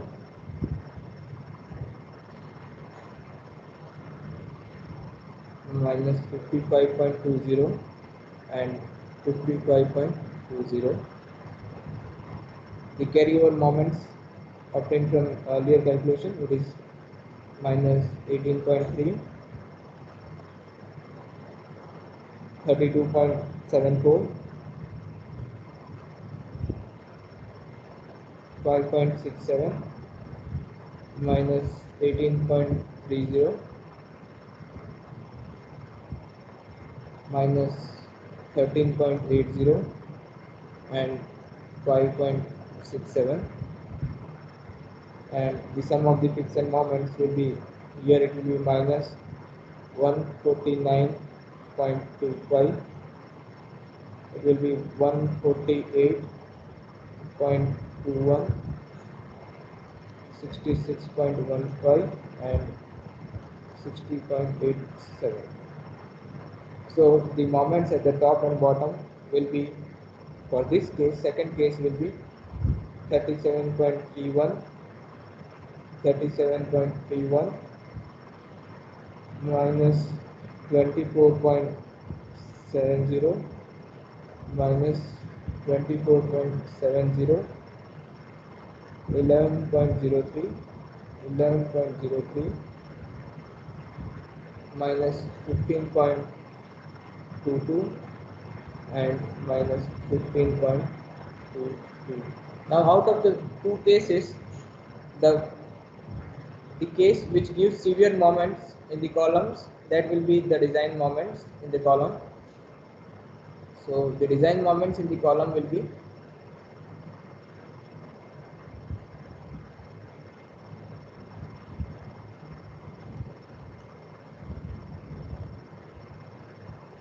design moments in columns, which will be the severe or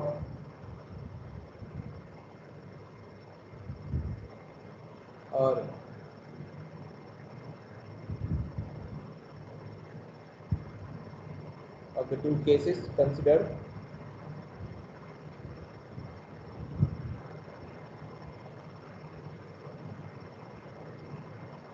Okay. So we'll have at moment at top,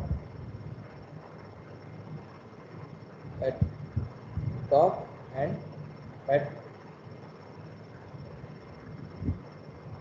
bottom.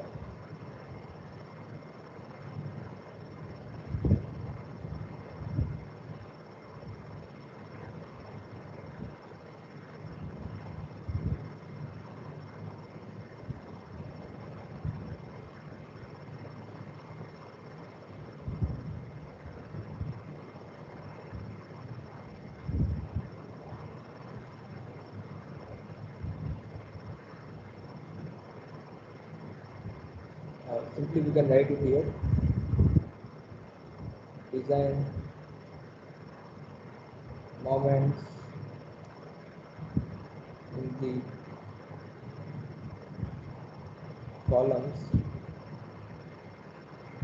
which is the maximum of case 1 and case 2.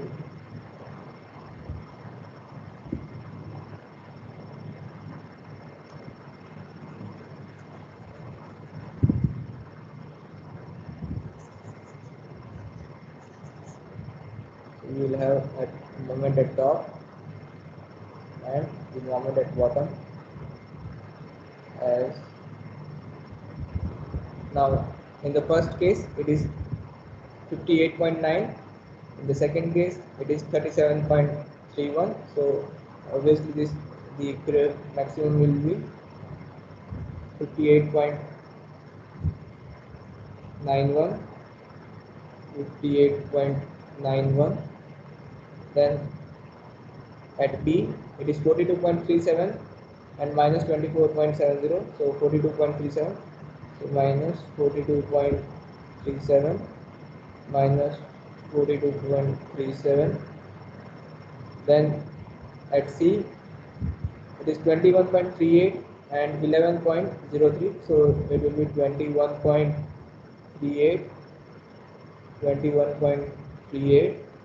Note that in the present case, this value is less, but it might happen that this value may be more than the case 1. So the maximum you have to take in both the cases. Maximum of both the cases you have to take. Then here it is minus 25.01 and it is minus 15.22. So this will be minus 25.01 minus 25.01. Okay, so this is how you can obtain the design moments in the columns, and the last step is to find the design moments at the joints.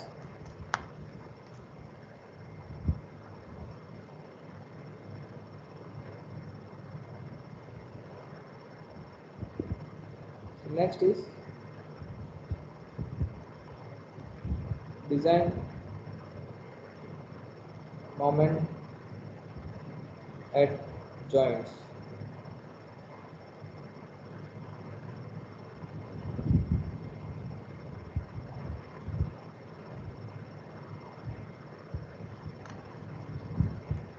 So we have 4 joints A, B, C and D.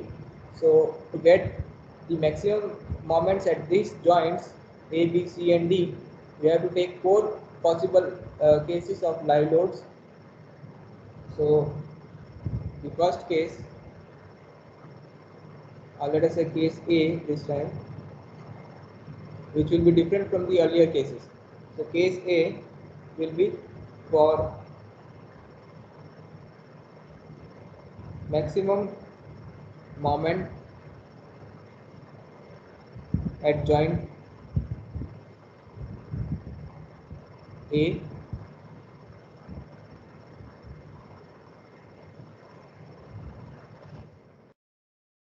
the loading condition for this case will be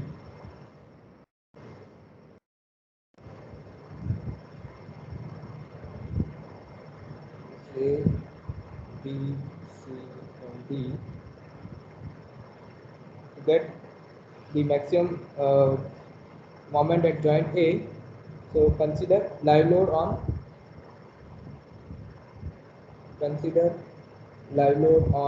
span AB only, span AB only.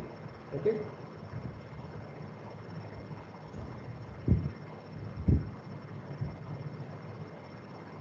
So when we consider the live load on only on span AB,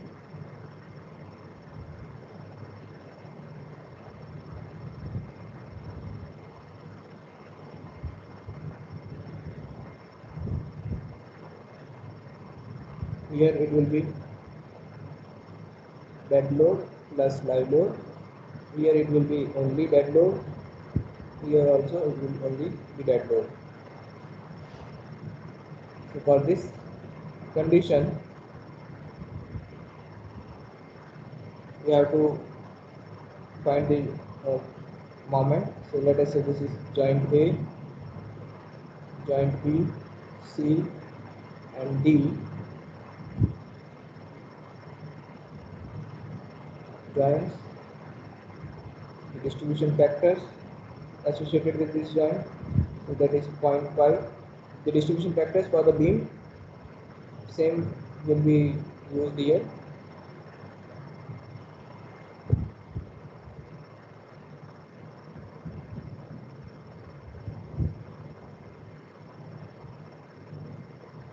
One by three, 1/3, 1/3, 1/3, and 0.5.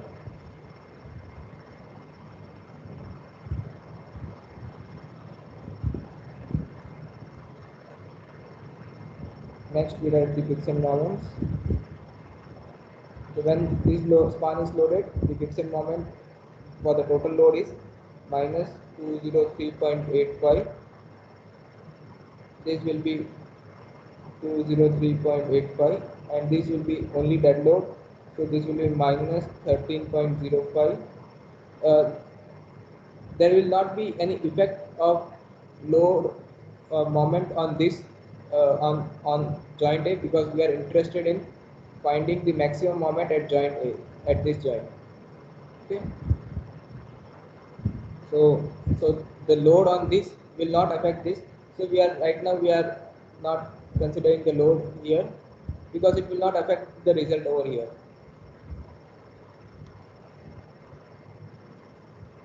So the distribution 1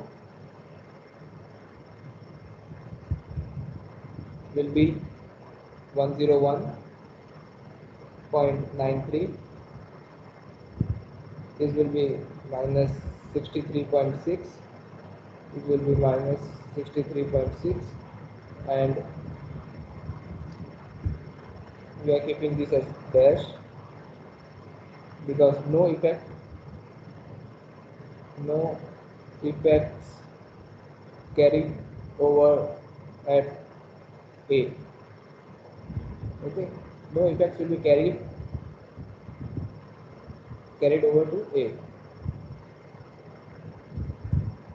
So that is why we are not calculating this. Then CO1 will be carried. This will be carried forward here. So minus 31.60, 31.80, and the second cycle will be, so this will be, distribution of this will be 15.90.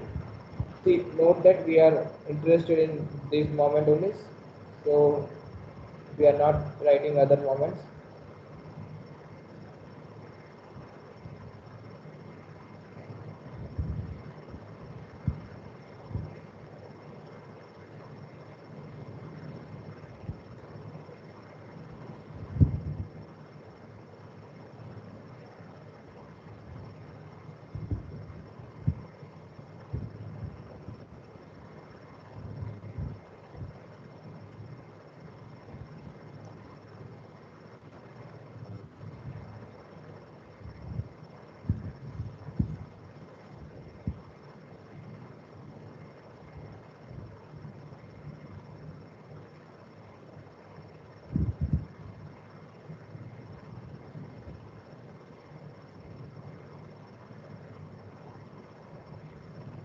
We are interested in this value, so that value is minus 117.82. Okay. So likewise, we have to do for other cases also. So we got the maximum moment here at joint A. Similarly, we take the second case.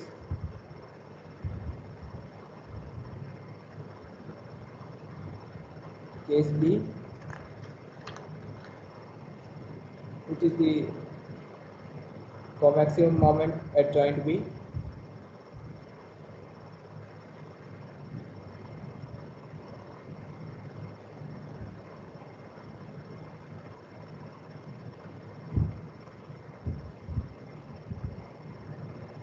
And for that, consider lie load on span AB and BC. AB and BC.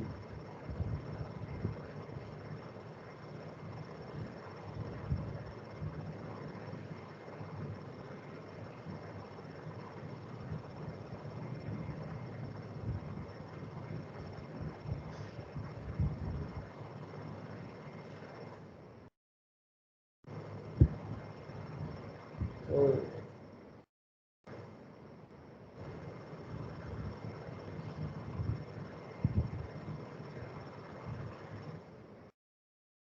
loading condition for this case will be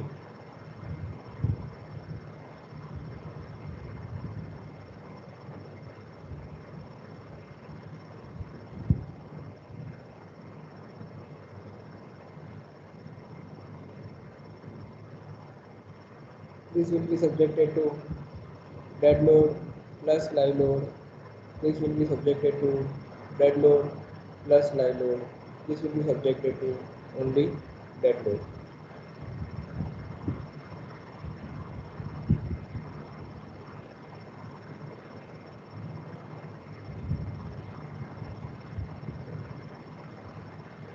Meter, 3 meter, 6 meter. This is A, B, C, and D.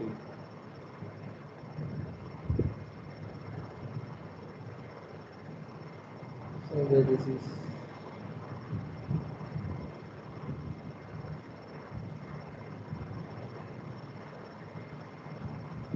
9 meter, 3 meter, 6 meter. This is loaded with dead load plus live load. This is loaded with dead load only. This is loaded with dead load only. Now we make a similar table here also for second case.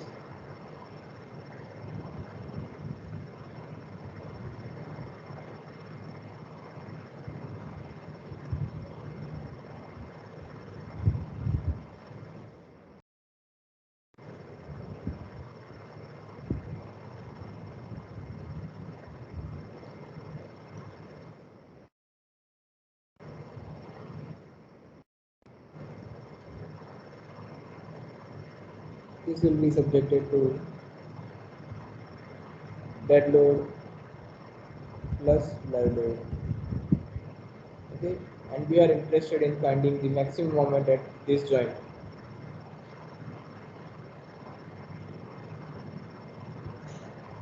Okay, so we will have these different values here.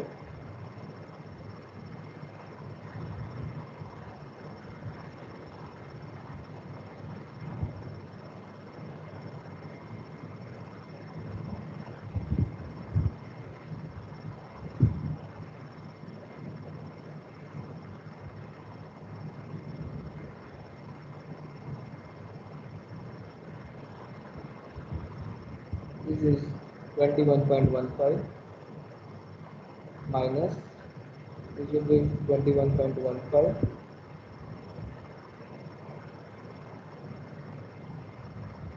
this is minus 55.20 and this is 55.20. Now we distribute these moments. So this will be 101.93. This will be 203.85 minus 21.15, that is 182.7. This is the unbalanced moment, multiplying with minus 1 by 3,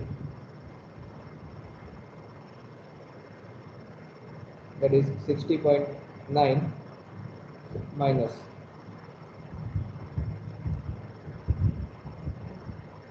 and this will be 60.9.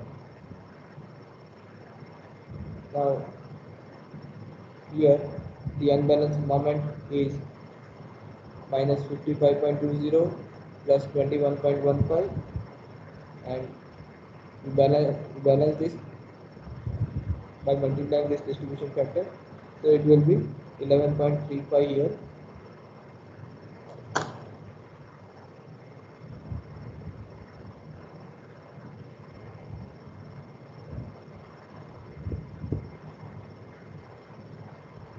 Okay. Now we carry over these moments. We are interested in moment at B only, so we are not calculating the moment here. We are not forwarding this moment here, though it will be forwarded here, but we are not finding that because we are interested in only moment at B. So this will be 50.97 and this will be 5.68, which is forwarded from here. We are not interested in this. This will be, so second cycle, distribution cycle gives minus 18.8 as a moment, balance moment. So finally the moment at B will be 175.04 and minus 86.34.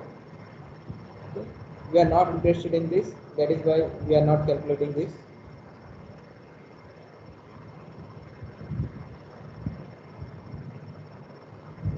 Okay, so we got the maximum moment at joint B. Now we take the third case.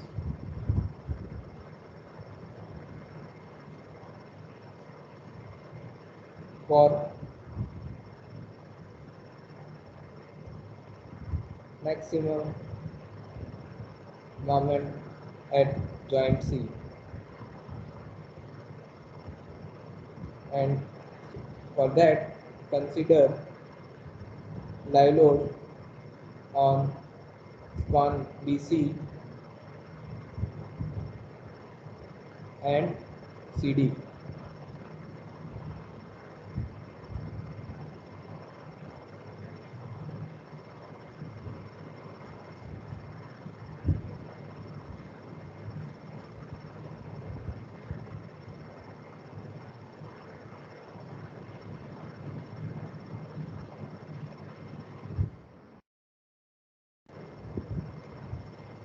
So the loading condition for this will be,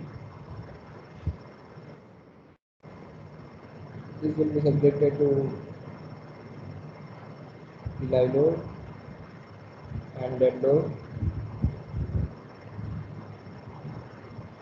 whereas this will be subjected to only dead load.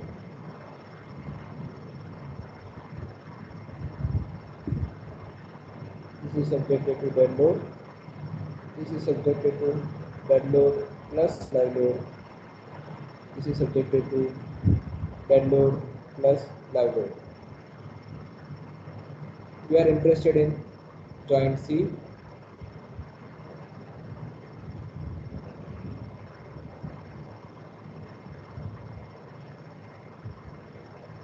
That is the moment here.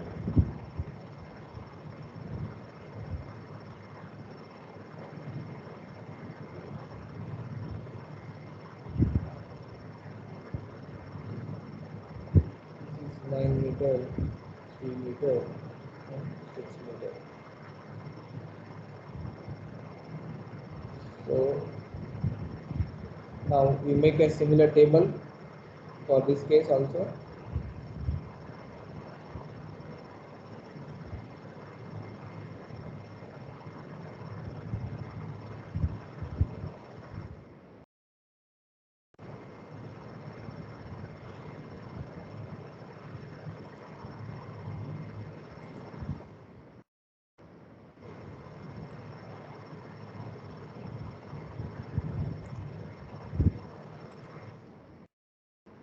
This time it will be, this pawn will be subjected to only dead load.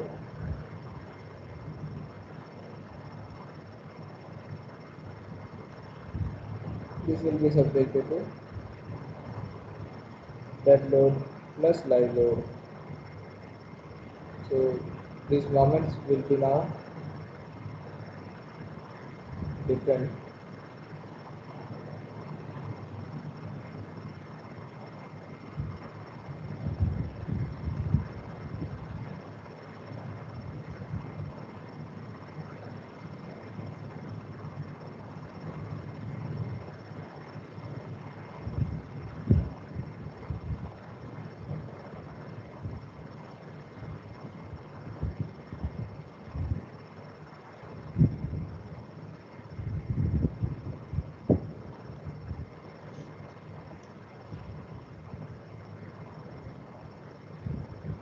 the moments here for this case will be only dead load for this case, 130.95, 130.95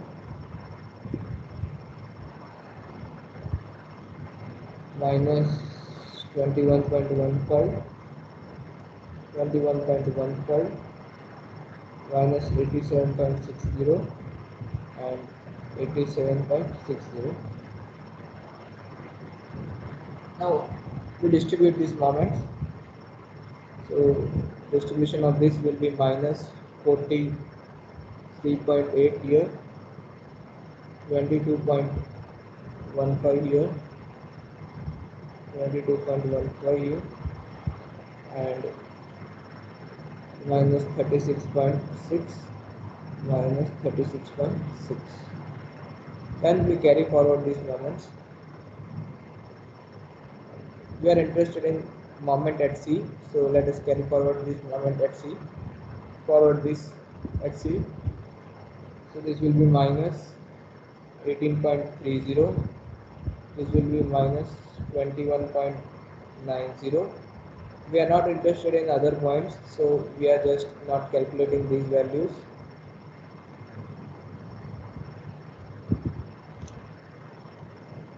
And this value is 13.40. 13.40. So your total final moment will be 38.40 on left side and 73.95 on the right side.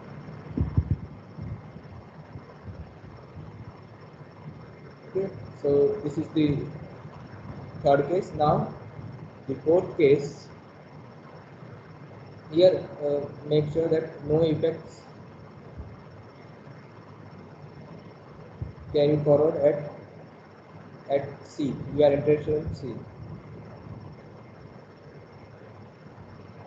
No effects carry forward at B. So whatever things marked in red, they are actually not calculated because their effects are not will not affect the result at B. Now the fourth case,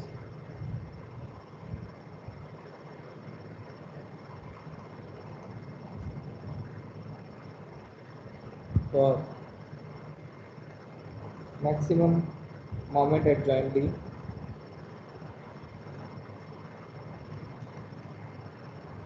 at joint T, we have to consider live load on span CD only.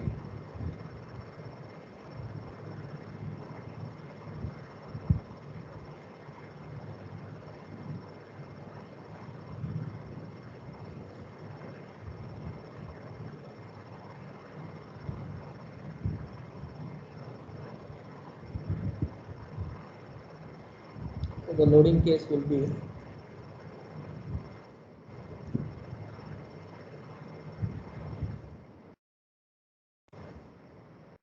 A, B, C and D. We are interested in moment here, so the load will be applied, live load will be applied on this. So this will be subjected to dead load plus live load, whereas the remaining spans will be subjected to only dead load.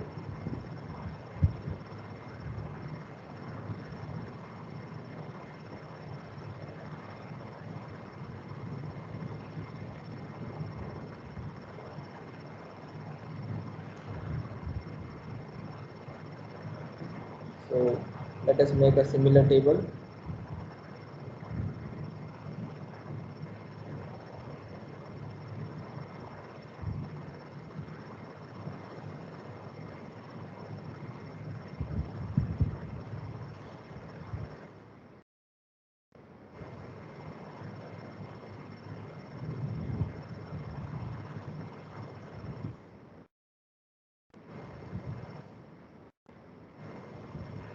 For this case,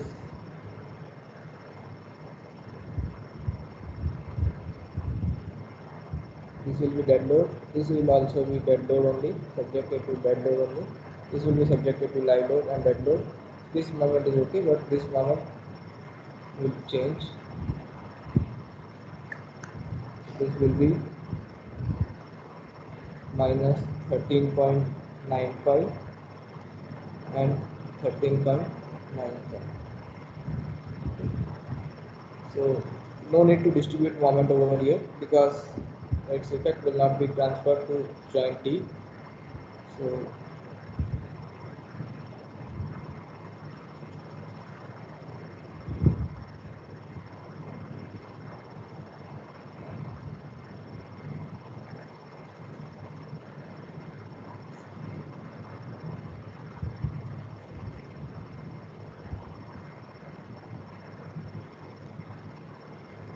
the distribution of moment over here will give you 24.85 as the balance moment, 24.85, and here this will be 43.80, and carry over, this will be carry forward here. We are not interested in moment over here, so we are not carry forwarding moments here. So this will be 12.43. Half of this will be carried forward here, and the next distribution cycle will give you this moment minus 6.22. So your total moment will be 50.01. So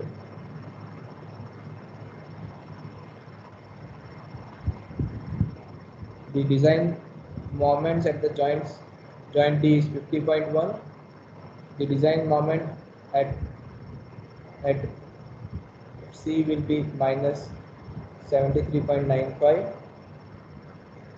At D it will be 175, that is the positive moment, and this is negative moment. Same way this is positive moment and negative moment at joint C, and at joint A we have 117.83. So with this your example is over.